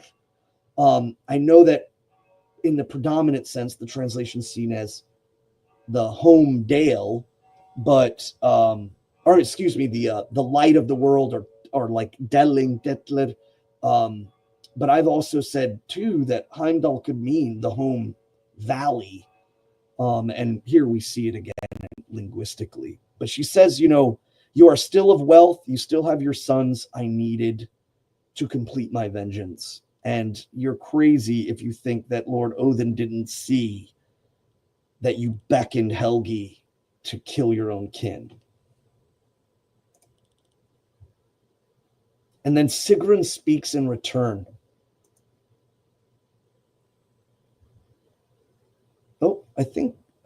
Oh no, I've been reading this poem for so long. And I wonder if I've been dropped from the thing. Let me see. Nick, are you still there? You're good, sir. No worries. Okay. All right. I'm sorry. I wanted to make sure, because I've been focusing on the writing, that I, didn't want to miss out on if I had been kicked off. Nope, you're good. We're live. All's well. Okay. So Sigrun then speaks to her brother again. She says, I shall sit not happy in Sveafjord, early or late, my life to love, if the light cannot show in the leader's band. Vigblyer, bearing him back to his home, the golden bitted, I shall greet him never. So the Vigblyer, the battle breather, she's speaking about Helgi's horse, the golden bitted.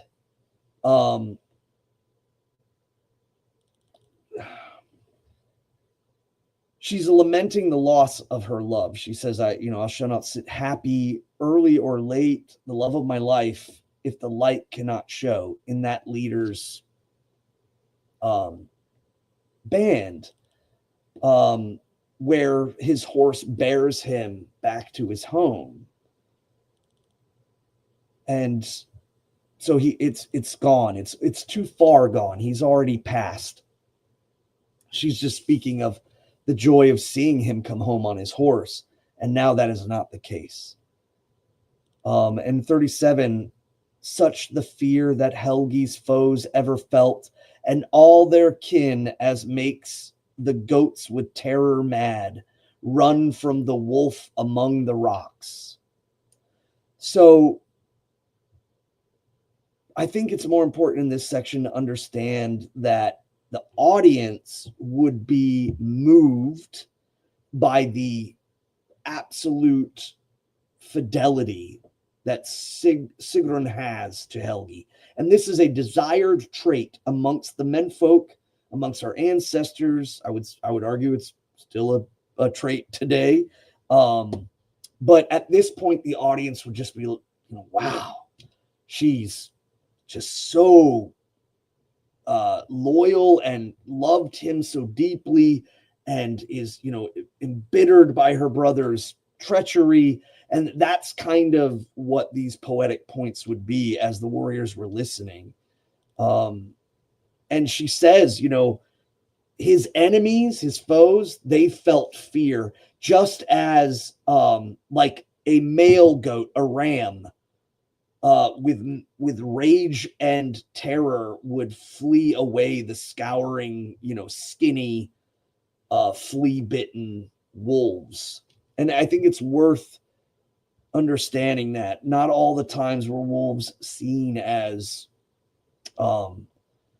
glorious creatures, but more or less seen as ribbed, bony, skeeving creatures that were constantly trying to break into society. And so she's saying Helgi was like a ram who would stand up against, these foul, ever-present creatures. And I was looking to translation 37. They're not. Oh yes, it's Ulvi Oder. Okay, yeah. So yeah, he defends with majesticness while there are these kind of lurking and craven, skulking wolves. She then says, Helgi rose above heroes all, like the lofty ash above lowly thorns, or the noble stag with dew besprinkled, bearing in his head above all beasts, and his horns gleam bright to heaven itself. Again, the audience would just be like, wow, this is, being remembered and loved by your betrothed, by your wife at this level. She says he was above the scouring wolves. He stood above the thorns and brambles as an ash would, and that he was a noble stag, just encrowned in dew from the morning, bearing his head above all the cowering animals in the forest, and his horns would gleam bright to heaven itself. And this is really good poetic things, considering the first half of the poem being so fragmentary. I also, like, translations wise, I think a lot of people might know that the word deer, deor, in Anglo-Saxon means beasts or animals. But here the reference is deer kalver, like deer calf. Or I think more or less that it's the young, the youthful, stag with a crown of antler. Yeah, you were absolutely right when you were talking about earlier that the real benefit of some of these fragmentary pieces isn't the narrative as a whole, but are really, really beautiful bits of imagery and expression and expression of thought and value that's at the very core of Asatru and Asatru values and things to be lauded. And it's definitely heroic in tone in a really special way that I think even a modern audience can appreciate. So I think it's very well done that way. And the linguistics too, because as we're learning more and more Icelandic, like in the part where the translation is above all heroes, the word is hildingum, and hilding the part is context for the word. The word is hildinger, which is hild is battle, ingur is men. So he rose above the battlemen like no other, and he stood like a deer kalver. But yet later in the sentence it says bearing his head above all beasts, and the word is dirum. So deer kalver is utilized to specifically speak of a heart, and dirum is beasts in general. I recently just found that out, that deor or deer meant animals of all kind in the wildness, and that the word heart in Anglo-Saxon was dedicated specifically to the antlered ungulate. But here we see in Old Norse dyrkalver and dyrum in designation to that. So if you're into linguistics too, these poems have lots of value. You just kind of have to get through the way that they're pieced and patched together. And then it goes again with reference to Lord Odin. As it's connected, a hill was made in Helgi's memory, and when he came to Valhall, then Odin bade him rule over everything with himself. So clearly he goes to Valhall. He dies in, by blade, because Lord Odin gave Day the spear in order to ensure that he goes there.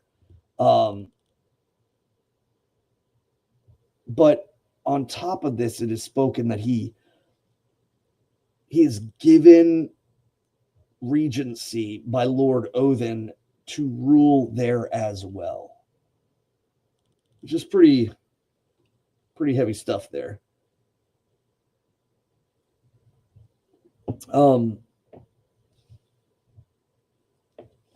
So now Helgi is in Valhall. He's in the afterlife, chosen by Lord Odin. And Helgi says in 39,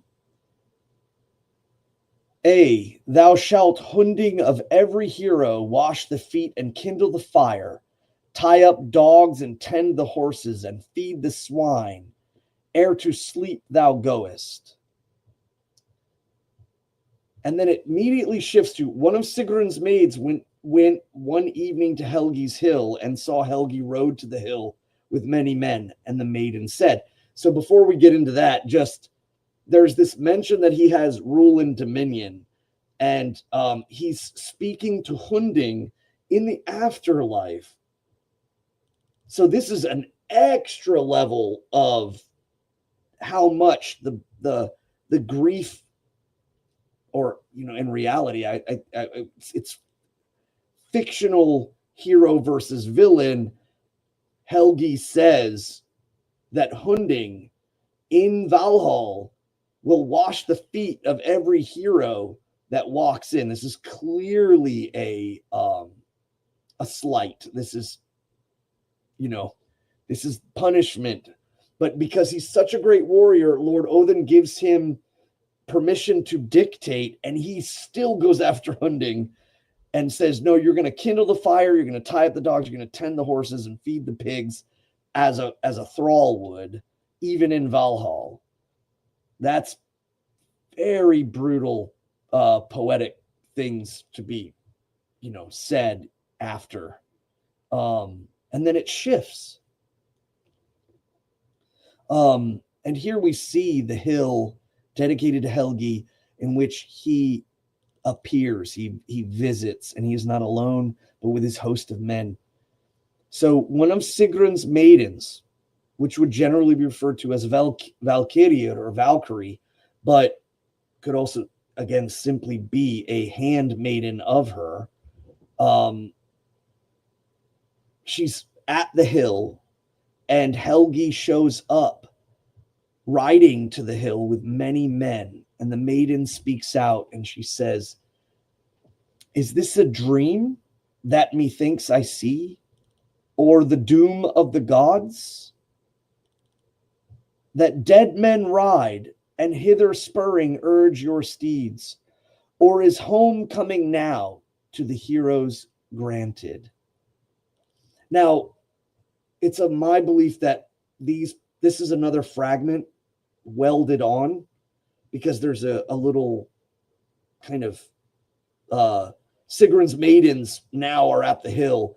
This could have happened before ascension to Valhall, or as in story placement, but here they weld it in and say that he's shown up to the hill in his dedication. And another point worth noting in stanza 40 is the express word of Ragnarok. I know it's the doom of the gods, the twilight of the gods, but it, as a combination word, is specifically used to mean the end of times.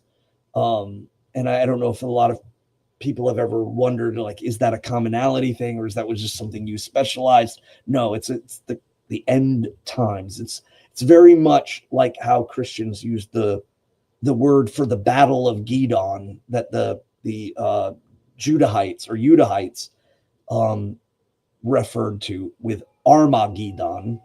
Our ancestors would look at the end of times under the word Ragnarok.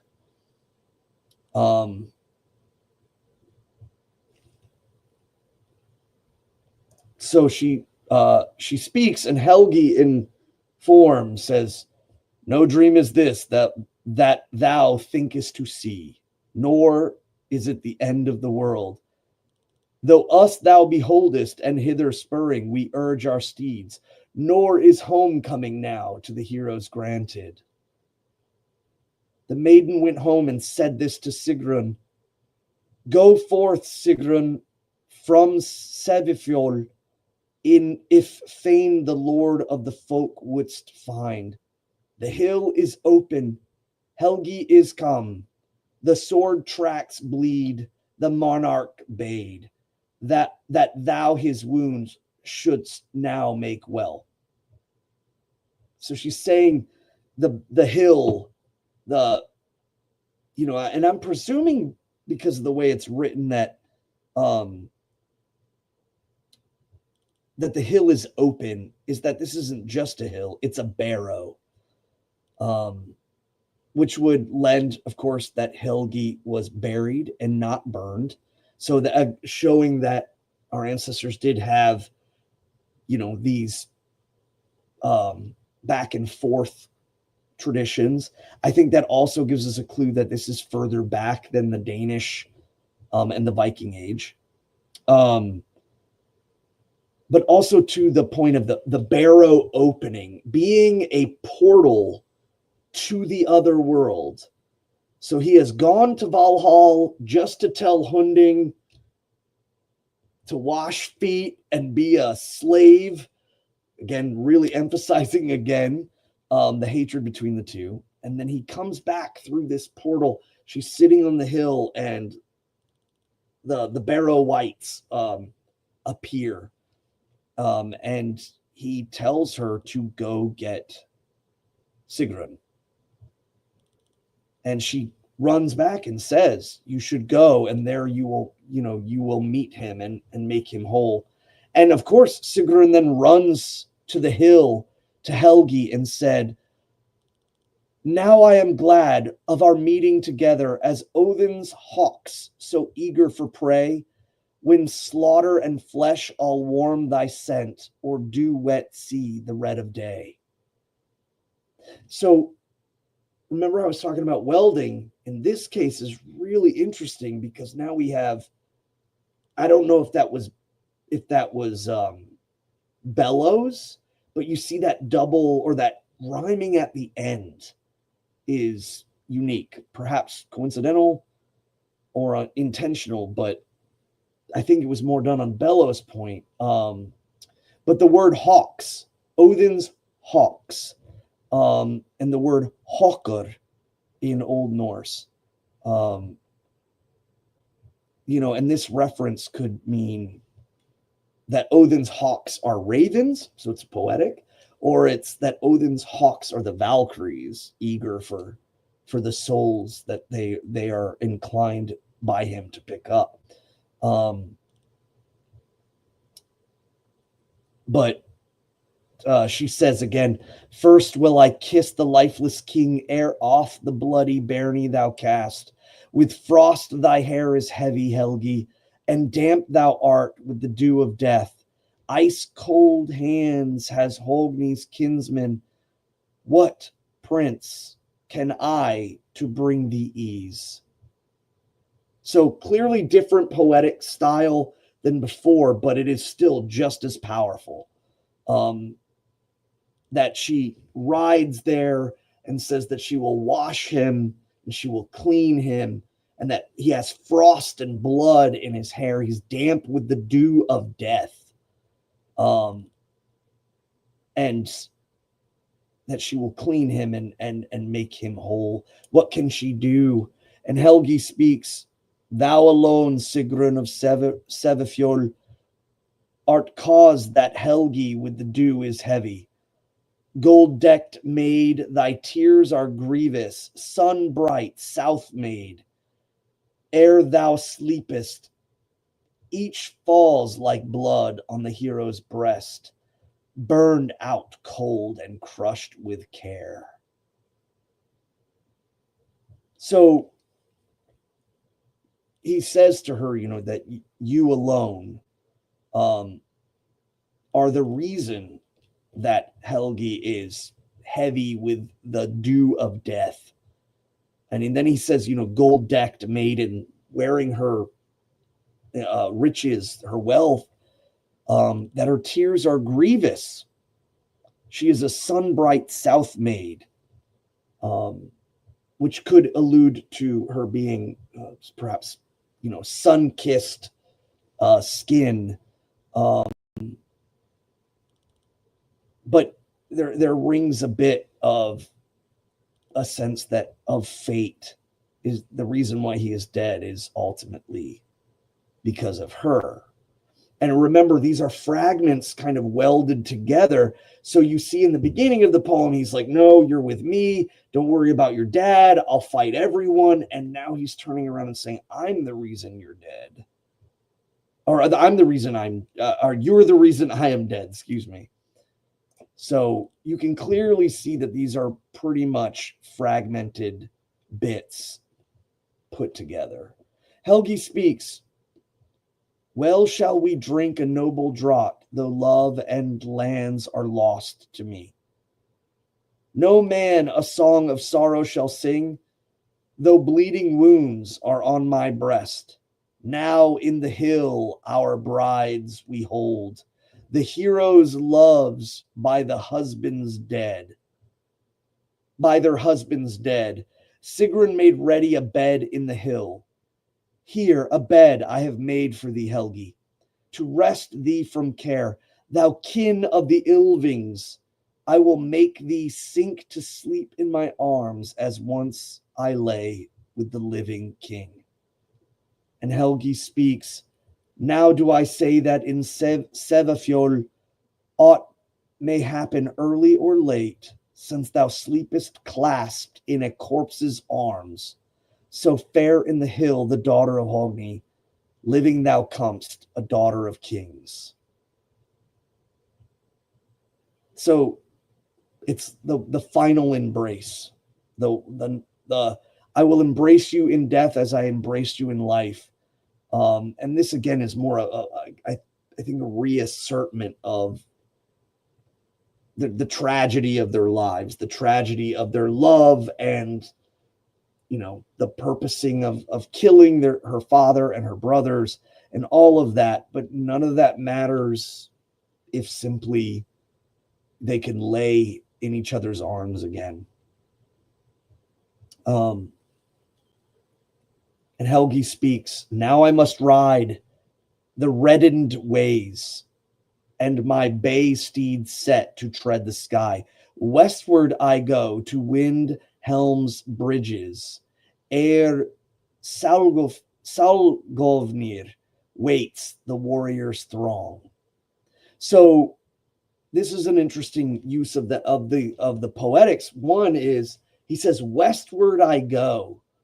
That is why in the Asatru Folk Assembly, when we bury our dead, we have them with all things facing the west. Now, a lot of folks might know that there's a commonality there with Celtic tradition, but it's also stated here that in essence, westward means waning.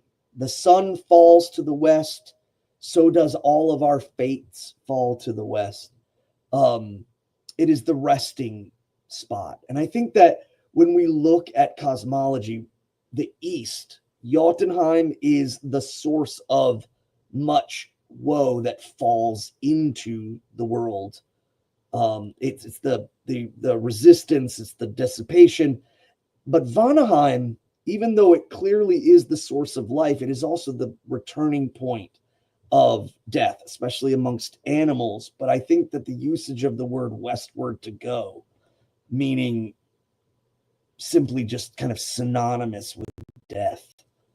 And Windhelm. I know some people might be thinking about, certain pop culture game, but this is clearly a reference to Bifrost. Where he says that I will go to westward to Bifrost Bridge, high in the arcing realm of heaven. That center place where the gods reside, the rainbow bridge arcs from them and descends down. It's not like an arch that goes from one part of Helgard to another, but no, it descends down from the gods, and he will find that bridge and go and ride that way. I'm trying to see here too. So in the notes here, and I was wondering about that, Salgovnir, hall crower is what that's translated to. And this, of course, most likely is the reference to the cock or the crowing cock at the end of Ragnarok that sits upon Valhall, Gulenkambi. And this is another poetic name for him. So he's going to return back to Valhall, where the rooster sits upon the hall and will crow at Ragnarok. And he wakes the warrior throng, the Einherjar. Then Helgi and his followers rode on their way, and the woman went home to the dwelling. Another evening, Sigrun bade the maiden keep watch at the hill, and at sunset, when Sigrid came to the hill, she said, "Now where he come, if come he might, Sigmund's son from Odin's seat. Hope grows dim of the hero's return, when eagles sit on the ash tree's boughs, and men are seeking the meeting of dreams." So this is again more of a welding of other parts of the poems. This poetic segment has 5 lines. That's another sign that this is very oddly placed, but it's referencing clearly to the fact that he had visited the hill, but she comes back and says, no, we must keep vigil. He may return. She's so forlorn of his death and desperate to be with him. She's willing to set a watch in case his ghostly image comes back. And the maiden says to her, "Mad thou wouldst seem alone to seek, daughter of heroes, the house of the dead. For mightier now at night are all the ghosts of the dead than when day is bright." So you would seem crazy to be standing here or setting me to stand here in the darkness of the night when the strength of ghosts is higher than when the day burns bright. And the word that's used for ghosts of the dead is Draugusa, Draugur house, the barrow mound. So I find that very, very interesting.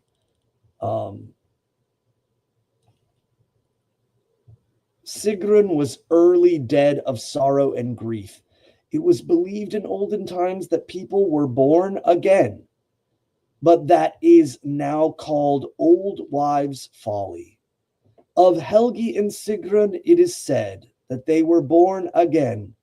He became Helgi Hundingsbana, and she Kara, the daughter of Halfdan, as is told in the lay of Kara, and she was also a Valkyrie.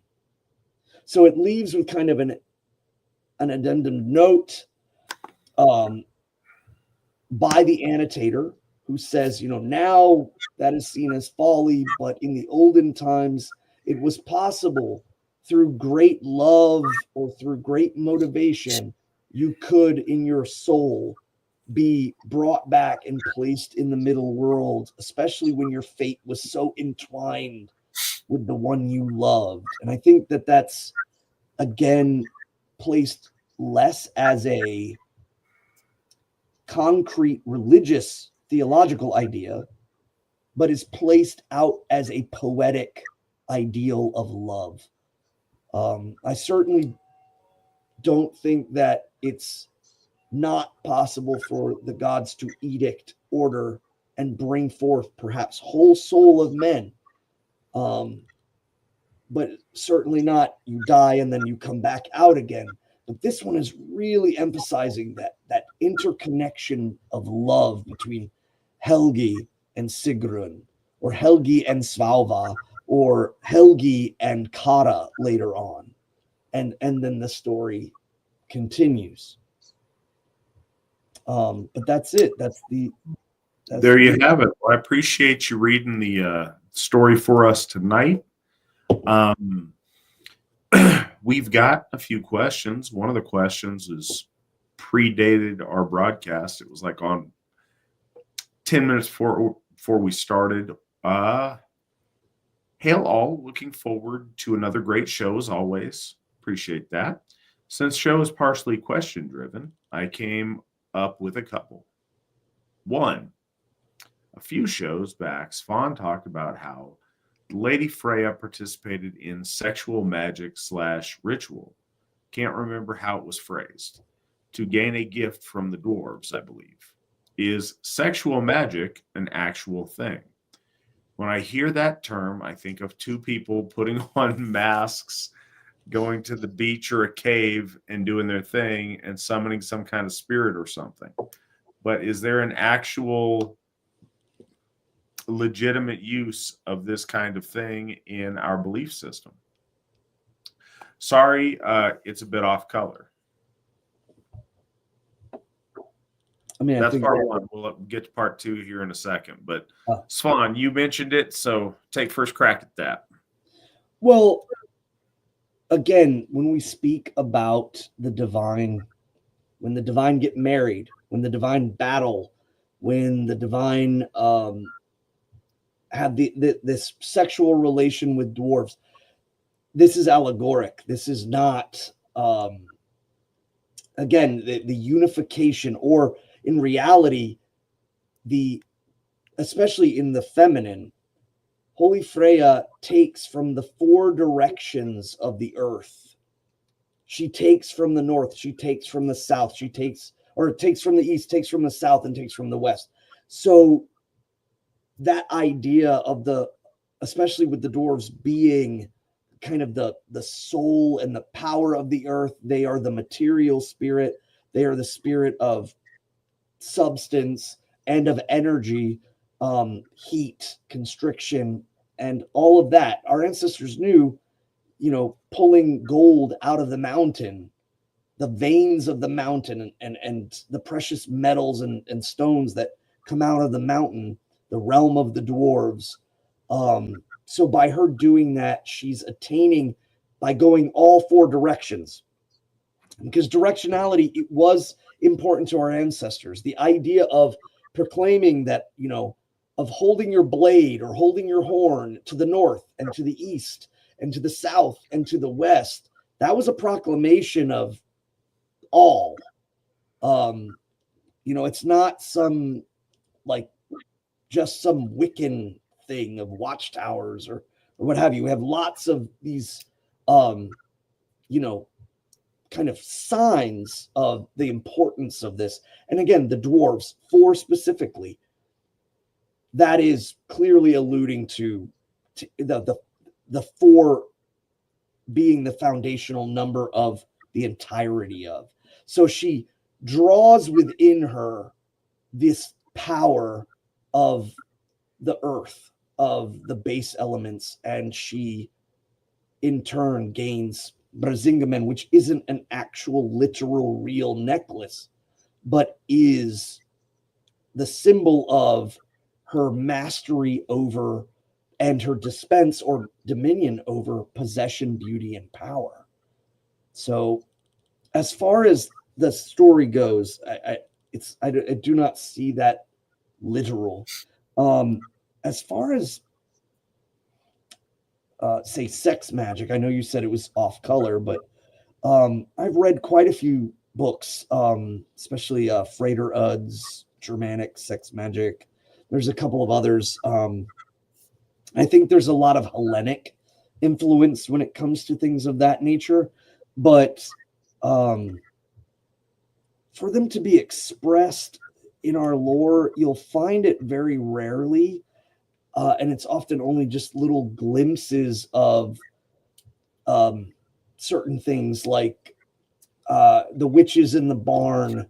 I forgot the story right off the top of my head, but it was spoken of that they had a wand that was phallic, and that they were casting spells in a sexual nature to build up and do that. And that was kind of seen as like very, very, it was right in on taboo. It was meant to kind of make the audience go, oh, you know, what were they doing? Or even the menstruation of the Jotun filling the river, trying to drown Lord Thor. Anytime that we've ever seen these kind of mentions of like either sexual magic or magic associated with the sexual body,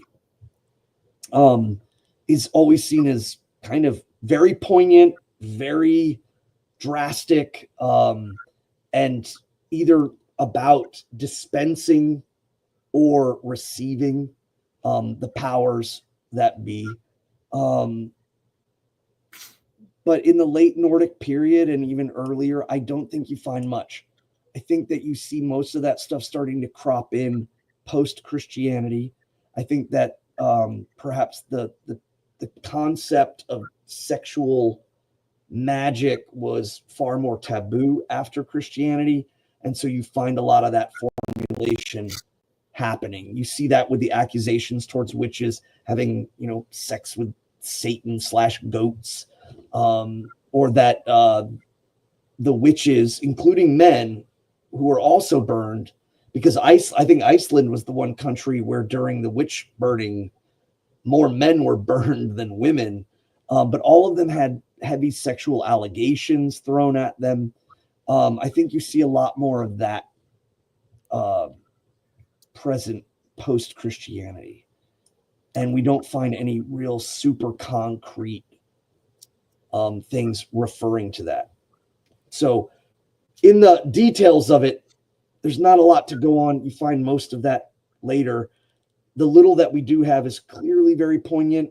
And when we speak about the Holy Freya gaining or letting in the powers from the four directions of the earth, that has bigger meaning than, you know, she simply had sex with dwarves. So the question I'm honing in on is, you know, is there an actual legitimate use of this kind of thing in our belief system? No, I don't think you're going to find ancient lore detailing like the rite of sex magic, and there's not like an AFA sex magic manual or something. That said, couple of things to consider on it.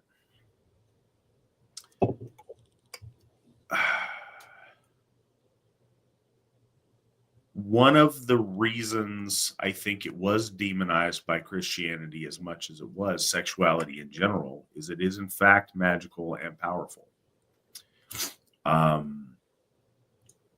Sex in itself is magic. It literally is the only way we make offspring, and anybody who's ever had children, it is extremely magical that all of a sudden there's this life growing inside of a woman that becomes your child, and it is fundamentally very magical. It's also magical in the sense that we've talked earlier, and it doesn't have to be. People can just go, you know, it can be completely base and vulgar and whatever, like many things, but you can ritualize a great many things to add intention and context to what they're done for. In the right scenario, and again, outside of a hocus pocus context, the chemical and emotional output and upheaval of sexuality, of sex, of the orgasm process is a potent unleashing of really powerful energy. And you see that a lot. And again, you can read a lot of books that are kooky to one degree or another about sex magic that are salacious and whatever. One that was kind of an interesting expression of it was The Metaphysics of Sex by Julius Evola. Was an interesting book altogether. It doesn't just talk about the sex act, but about gender as it relates to magic as well.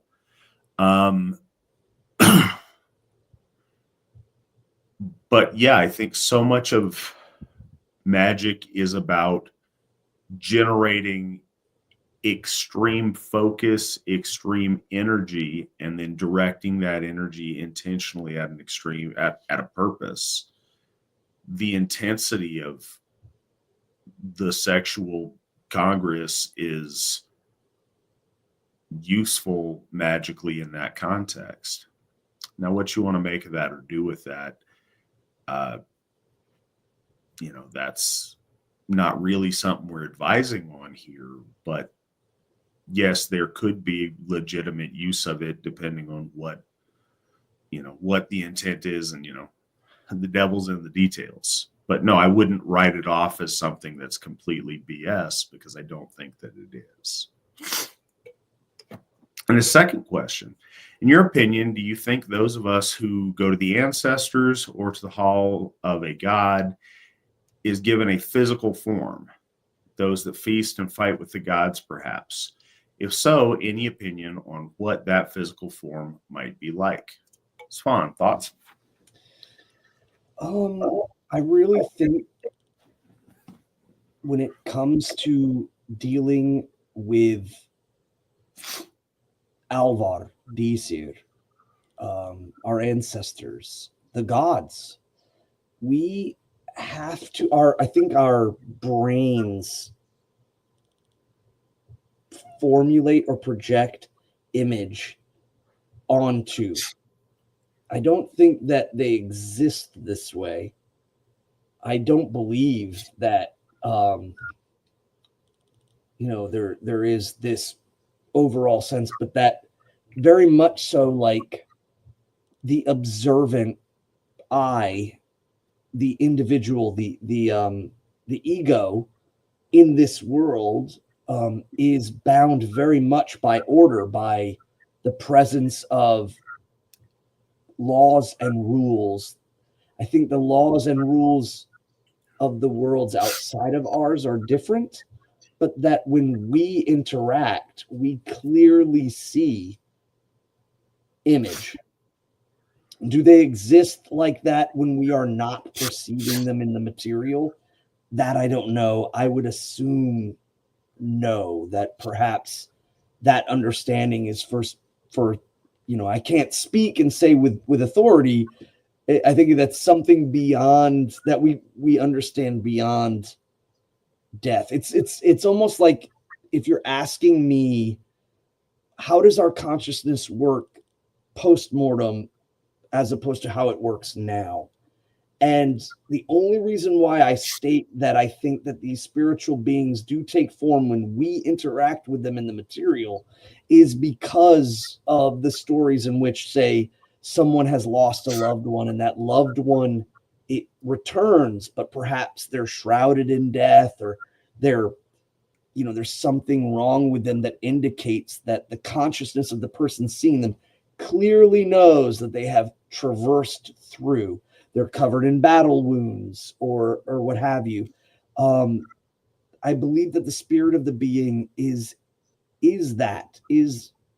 non-biological and is affected by the perception of the folk when they enter the realm of the material, our middle world.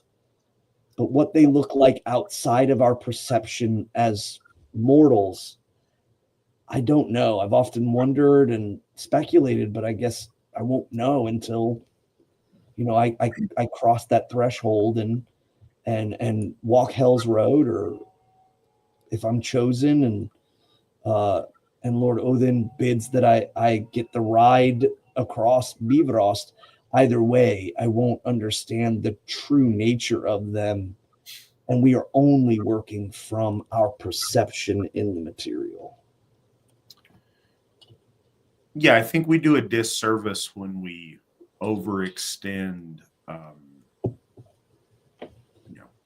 We pretend we know for fact things that we don't, but we don't know the totality of what that looks like, but we do know observed experience of what that looks like.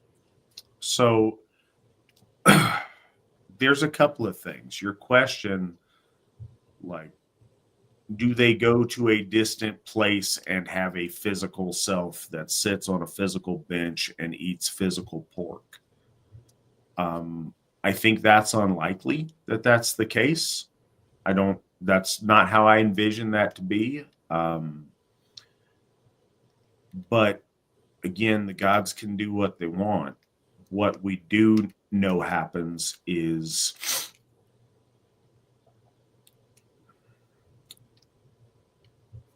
personages beyond the veil can assume a physical form, can manifest physically or visually. They can manifest visually and not be physical. They can manifest physically and not be visual. I think our perception of that differs. I think we deal with elements of our soul that we would call the hammer, but I also think of a concept that we talk about, the other self, or the like your idealized self. Yeah. So I think kind of a default position of your afterlife self is you at the best version of yourself. You at the height of your physical beauty, of your physical prowess, you at your best. I think that's what that tends to look like, with also gravitas worth more than the sum of its parts. I think there also is a presence and an element of feeling associated with that. But what we also see when people experience interaction with visions of glimpses of loved ones that have passed, I've heard things where they appear as a much younger person than you ever knew them. And you only find out later that you recognize who it was through sharing the experience with, your parents or your grandparents or somebody who knew them at that time. But I also, there are people that appear just as they were the last time you knew them. Or,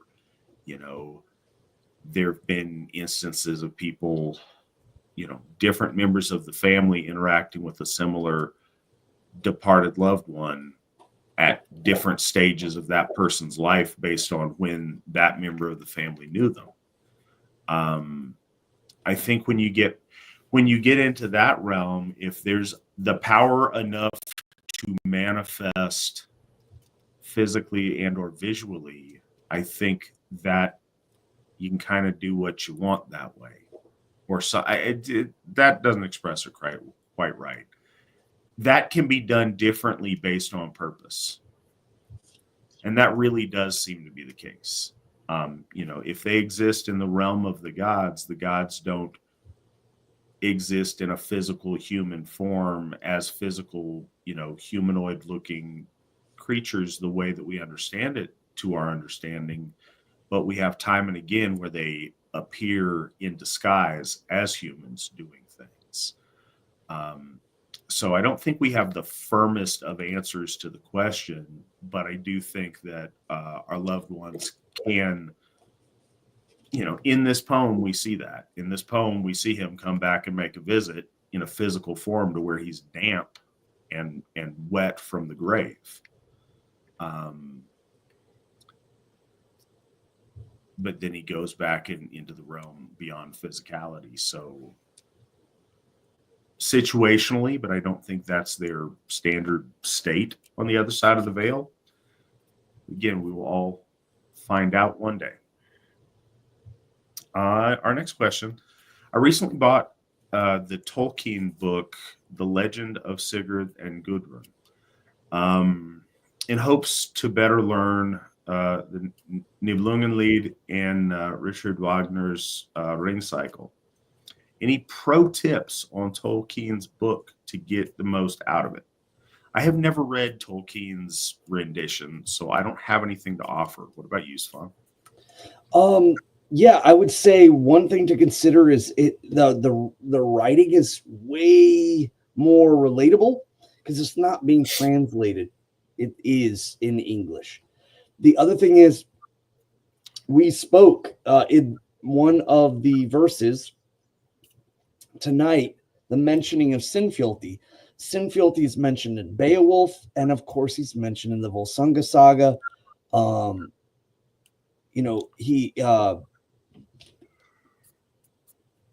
He is said to be the incestuous child between Sigmund, Sigurd's father, and he unknowingly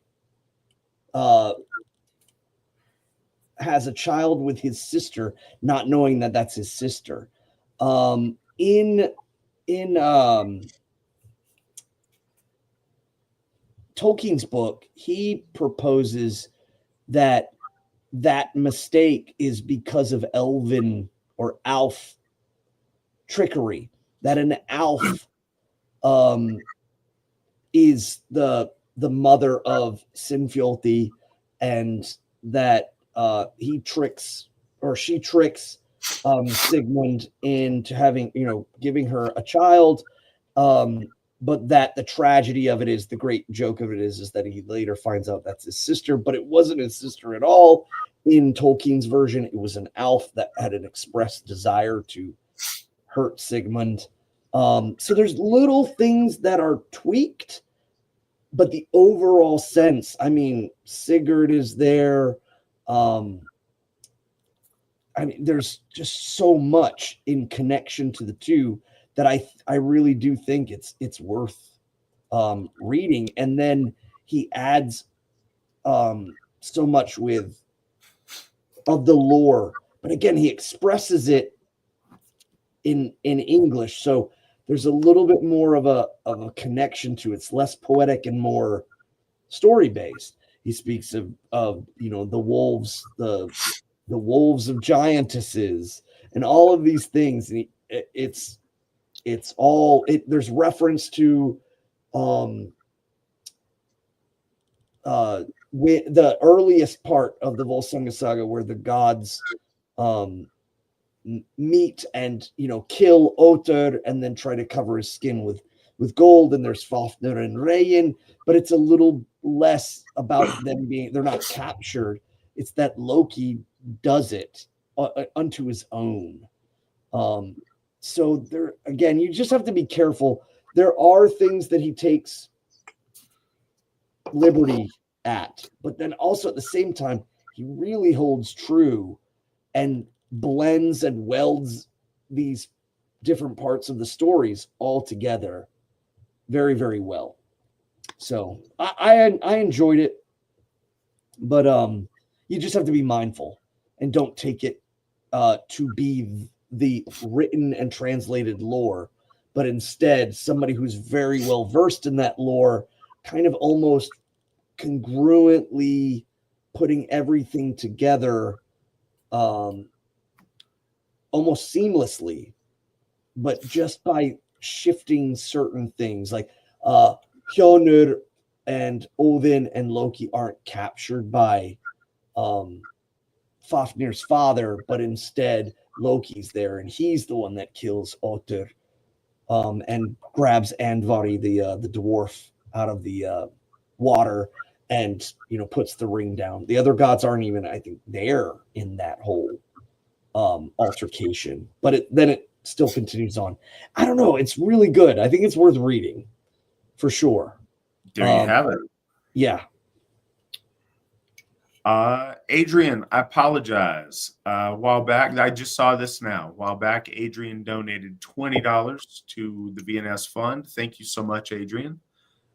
Both of you are amazing in your knowledge and dedication. Never miss a show. Greatly appreciate the information and your time. We're very glad that you appreciate the compliment, and we're very glad that you're, paying attention and enjoying the show. Question from Witan Svan: do you think Ash Wednesday has any pagan roots to it? I've heard more Protestant branches of Christianity make this accusation, but I wonder if there is any truth to it. Svan, do you have thoughts on this? Okay. I don't know. I looked into this a little while ago, maybe a couple years ago, that perhaps there might be some ceremonial connection, that the ash upon the head may be remnants from the Hellenic tradition of like a blessing of Hestia, who was the Hellenic Aryan goddess of the hearth. Outside of that, not a lot. I do know that Lent is mentioned during the Council of Nicaea, so that puts it pretty far back. But the word Lent, and a lot of people think it's strictly a Christian-based word. Remember, it's a word that means long. It's the word or the time of year in which it's that thin stretch between winter and the coming warmth. So a lot of times people interpret it to mean like to go without. And again, that's synonymous with the timing, because it is, again, you're at the bottom of the barrel, your food reserves are gone, but the days are slowly getting longer. And so it's that light at the end of the tunnel. So the word Lent is not exclusively Christian. The ash on the head, I can't be 100%. If I had time, I might be able to research it, but I have read somewhere that it may be connected to like blessings of Hestia. But outside of that, the emphasis of returning to dust is, pretty Christian, born of the church by Saul of Tarsus and Shimon or Simon, who later is known as Peter. I think these guys were the ones that really started to establish that. See, I think this one's reaching a bit. There's a long-standing, Jewish tradition, an Old Testament tradition of supplication by wearing ashes and sackcloth. And I think that there's even wearing ashes on the head. So I think that this mark as a supplicant or as a, penance for, all of your Jewish guilt thing is in keeping with longstanding Jewish tradition about ashes and such. But I mean, they could have, it's, baptism is absolutely a Christian thing in the take them in the river and dunk them and whatever. Baptism in a baptismal font is applying that concept to in a way that's completely non-biblical and absolutely pagan drawing. So perhaps, the drawing a symbol on the head with ash could be a borrowing of something that is pagan. But the idea of using ashes as a way to show that that you're regretful or guilty of something or worthless, or whatever they want you to do with it is a part of that. This one's for you, Svan. Croatian War Master. Why is the color for Thor's Hof orange? Because that's what I chose. No, That is the truth of it. Slightly more unique to that story is that I was not alone initially with some of the decision making, but that person decided to that the pressures of the reality of having a Hof was too great for him, and he ran from the challenge of establishing a Hof. So when he did, it was just me by myself making these decisions. And to be honest, it was because Alcirogoli was speaking about the Hofs being our Bifrost, our bridge to the gods, a kind of return or a testament to our wanting to rebuild and rebridge to the gods. I know that the rainbow and all of that stuff, especially now, just the context of it is, whether you're a hippie or a Christian, the rainbow symbology now is completely different from all of that. But my mindset was that the red of Odin's Hof in California, that deep brick red, that dark, rich red, I was like, wow, well, the next color in the rainbow is orange. So I chose orange, but I didn't want to do orange. I wanted to do like a burnt autumn. It was winter time when all of these decisions were being made, and I wanted there an emphasis to be on the sunrise, the sunset, the kind of coziness of winter. So the orange and black became just the desired. I think you and I, Alcir, really had that conversation. We were trying to state that we didn't have to stick to the simple tropes through lore. It didn't have to be that Odin's Hof had a raven or Odin's Hof had a wolf. I think it was quite fitting that their Kinfylkja was a horse, especially, and there are still connections to Lord Odin through horses. And clearly there's connections to Lord Thor with bears, but the bear was not chosen because of Lord Thor. The bear was chosen because, one, our area, North Carolina, and the black bear, but also the strength and solidarity of being alone. The soul fighting bear versus the pack of wolves or what have you. So there's a variety of reasons that we go for certain colors and certain animals to represent, in our representations at the Hofs. And it's not to do just whatever's the most iconic for that god. Like, yeah, we could certainly do that, and that wouldn't be wrong. But we were kind of given red and horses at Odin's Hof before that was, certainly before I was in a spot making those decisions. And that's what we had to run with. And the idea of doing that, because I think a lot of us, maybe even myself included, would have done like dark blue and ravens or what have you. But we can go outside of the box a little bit. Our gods don't only like one color. That's silly. You probably like a lot of colors. I know I got a lot of colors that look good. I wear different ties and different, us putting them in these very narrow boxes isn't all what it's about. So no part of us thinks that Thor's Hof is going to be the only Thor's Hof. It's just the first Thor's Hof.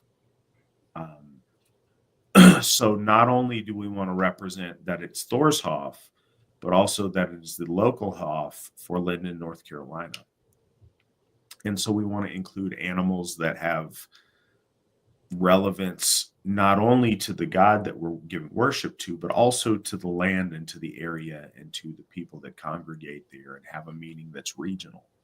And the colors sometimes are just left up to the whims of the Gothar of that district on what they think's, aesthetically matches what they'd like to convey, or what for a variety of reasons. And I think that getting outside of the same very limited color palette that everybody tends to focus on is a nice thing to do. Our ancestors and our gods like bright, different colors. This isn't just about black metal stuff where everything's like black and red, and there's other stuff you can do. There's other color choices, other animals that are worthy to be on there, that are, you know, significant for other reasons. And that's really all there was to that. It's almost like with Lord Njord and his Hof, the Marlin. You know, there's nothing in my knowledge, in the lore, that our ancestors even knew of a fish like that. But it's indicative of Florida, and it becomes a connection point there. When you talk about prosperous waters and Florida, and you combine them, because we didn't know where we were going to put Njord's Hof for sure. We're for certainly going to have it on a state that had coastline, but you know, it could have gone to Washington, and we'd thought about that at one point. If it had, it would have likely been salmon. Yeah. If it had been in, you know, Massachusetts, it could have been cod, it could have been lobster, it could have been a variety of different things. Right. I don't think we were going to have it be like the coyote or something, but who's to say it couldn't have? Who's to say one day Njordur will not have a Hof in New Mexico with a coyote? Again, there's not really a wrong answer unless you're doing it with wrong intentions on that, or unless it's just hideous. So, okay, and here's a question that I think, okay, this question came by email. Keep in mind, guys, you can email questions to us at any time at vns@runestone.org, and we will answer that on the next show. If you put it on a particular host, we can try to hold that off until that host is present, if that's important to your question. But Tyler, as someone who is the president of the local Little League and works in a public-facing role in the Bible Belt, how do you be more openly Asatru? My closest family members and friends know my faith, but I don't want to lose the ability to provide for my family and make an impact in my community. But I also don't want to shy away from my beliefs. What do you recommend other than having the courage to just wear my hammer on the outside of my shirt rather than the inside of it? Svan, do you have thoughts on this? Yeah, I think the easiest way and the best way to express your faith I live in the Bible Belt as well, outside of simply wearing your hammer is, and I think the default that a lot of us have is, you know, to commit to deeds. But let's talk about one of the biggest hurdles that we have in Asatru is that our folk are afraid to speak with the mindset of being Asatru, with and it's not a fear of in the conventional sense.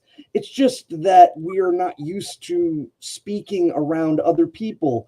But you know, as I've raised my children, I've noticed it's so easy for them to do it. I hear my son will, like, something drastic will happen and he'll be like, "Oh my God," you know, it's just that subtle sense that other people have been like, "Wait, did he say gods?" But they have no fear of that. So truly, I think one of the best ways that we need to start to express our religion is through our speech. Sometimes if you don't know the crowd, I will say, you know, by the holy powers that are divine, this is the way it fell, or this is the way it happened. And I'm not saying, you know, by God's mysterious plan. I'm clearly referencing the multiplicity. Or you could go very specific, the gods are how you doing? The gods are treating me well.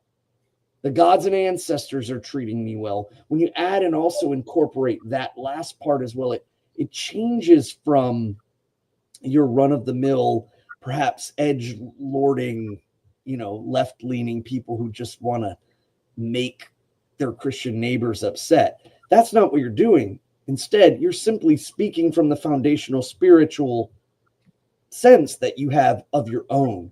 They have theirs, you have yours. It's not about making them uncomfortable. So you're not trying to speak with the intention of offense, but instead you're trying to speak from a place where you also feel comfortable. I think we get this a lot during Yule when people, the whole Merry Christmas, Happy Holidays. And I've told my children a very simple rule. If somebody says to you, Merry Christmas, you say Merry Christmas back. And then you say, and a Happy Yuletide, because that's what you celebrate. So that way, one, you are gracious to them, but then they too also know where you stand. And I think that all comes about with our speech. And we need to be able to talk to people about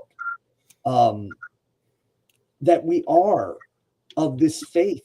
Our faith has been around for a long time.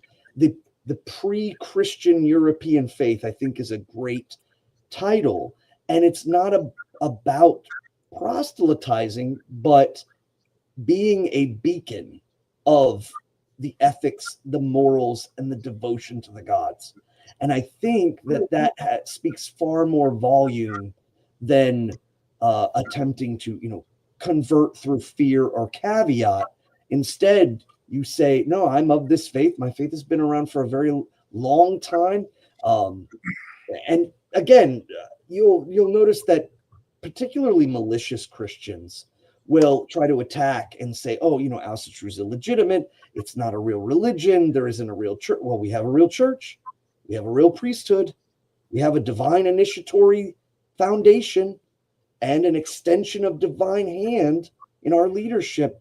Everything that they've ever accused us of, we have. And once you have that, you don't have to defend that. It becomes more about being congruent with your fellow friends, whether they're Christian or what have you, and giving them their respect, but again, standing firmly that you expect respect as well. They should give it to you because you give it to them. And that comes in your speech. If they fall short of that, if they show themselves to be, malicious or conniving or what have you, there's nothing you can do to stop that. But I will say this, I have some very, very devout Christian friends. And I remember distinctly one of them, my friend Max, saying, if you're an enemy of Christ, you're an enemy of me. I have my criticisms against Christianity. I have my criticisms against the church in its multiple time frames throughout its existence, especially the way my ancestors were treated. But I'm not an enemy of a European Christian. I think he's more misguided than he is perhaps an outright enemy. I know I can be very vocal about Christianity and I can have a searing criticism towards it, but I have met them as people, and through their deeds, I respect them. But they should respect you too. That's the thing. Most people don't know any better. There are a great many there's so many people that are Christians, I suppose, as well as atheists, but you're talking about Bible Belt problems, that have no idea there's anything else out there for white people. I was one of those people until I found Asatru. I didn't really critically think on it. That's the default. And so that's kind of where you're at until there's something that causes you to think maybe there's something else. And any one of us could be that catalyst for someone else to, hey, I never thought about that. And, you ask the question,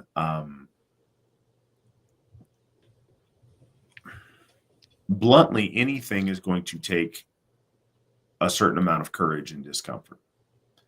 You said besides just taking out your hammer, the thing about taking out your hammer is it isn't rude or in everybody else's face, but it is something for people to see and make note of.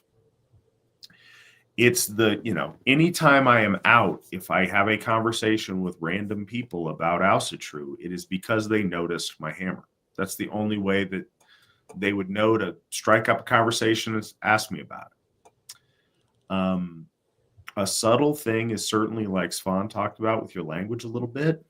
But in all of that, there's some really important things to consider, I think. You being a devout Asatruar does not equal losing the ability to provide for your family or have a positive impact in your community. First, it doesn't do it. That's just not correct, even if you immediately get fired and ostracized by your community. There are still ways for you to make impacts that are positive, and there are still plenty of other things you can do to feed your family. And I don't say that to minimize your concern. What I say is, when we're scared, we amplify those fears in our head, especially when those fears are the fear of the unknown. Even in a worst case scenario, if you could know for a fact that 4 out of 5 employers will not hire you if you're Asatru, but a 5th one will, that is much easier than, I have no idea if they will or they won't. What will I do? What if nobody will hire me? What if? The what ifs are what's terrifying. And the thing here is, I can't tell you that you won't have community repercussions, and I can't tell you that you won't face some kind of economic discrimination. But I can tell you that lots of people are open about being Asatru and don't have either of those things happen to them. Lots and lots and lots of people.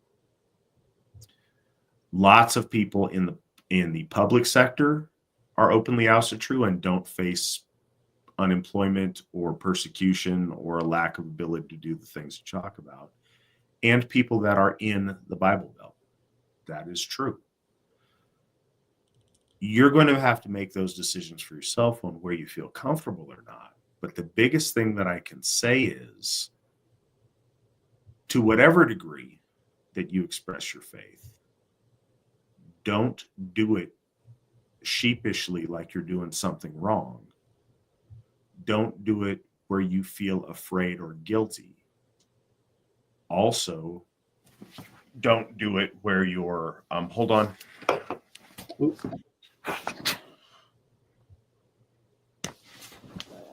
To kind of expound on what Asatru is saying, when you go about in your life doing things, one of the things that you can do is just speak openly about the gods, speak openly about your ancestors, or speak openly about your desire to be pious to the gods and pious to your ancestors.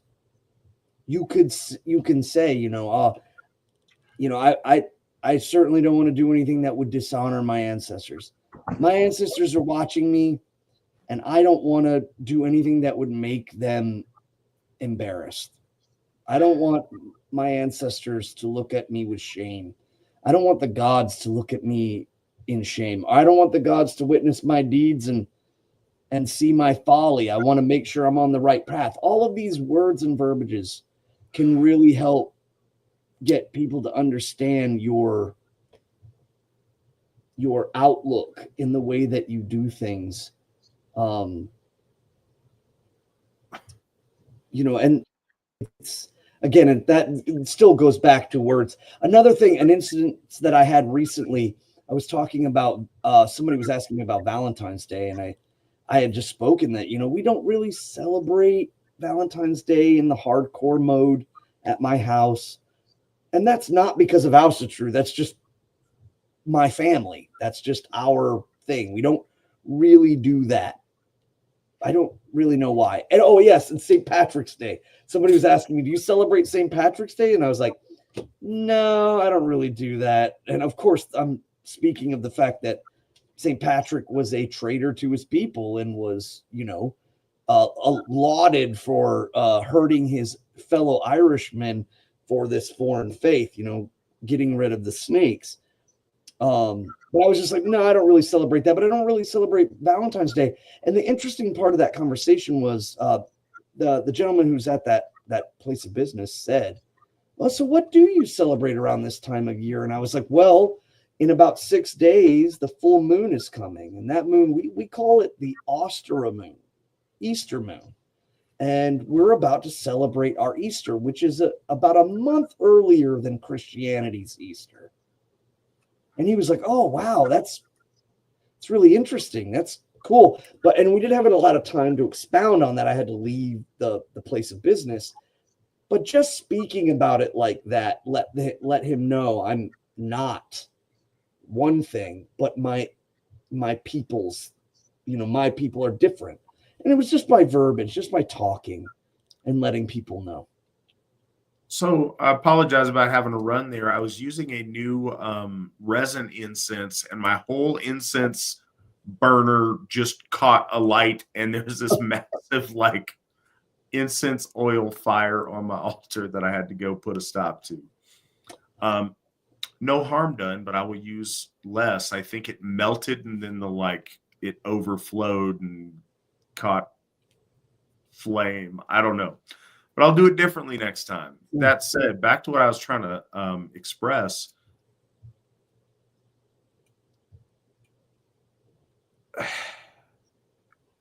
Your words are important, but your nonverbals are really important too. When you talk about it with people, if you're ashamed of what you're doing and you act like you're doing something wrong, no matter what you say, they will take from it that you're up to something. If you're proud of it, you're like, oh yeah, I'm Asatru. Oh, well, what's that? Oh yeah, that's my religion.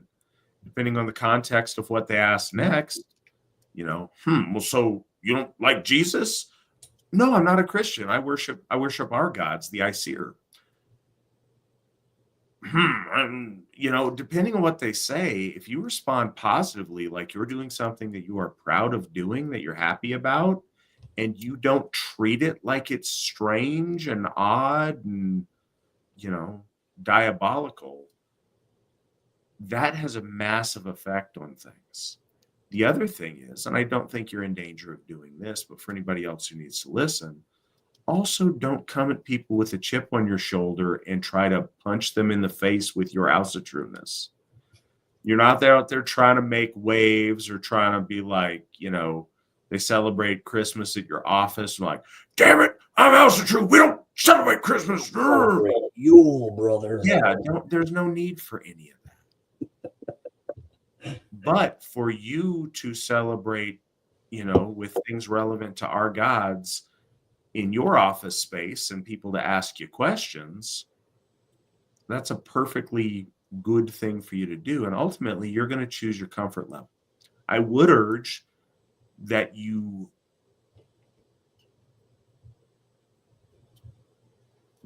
try to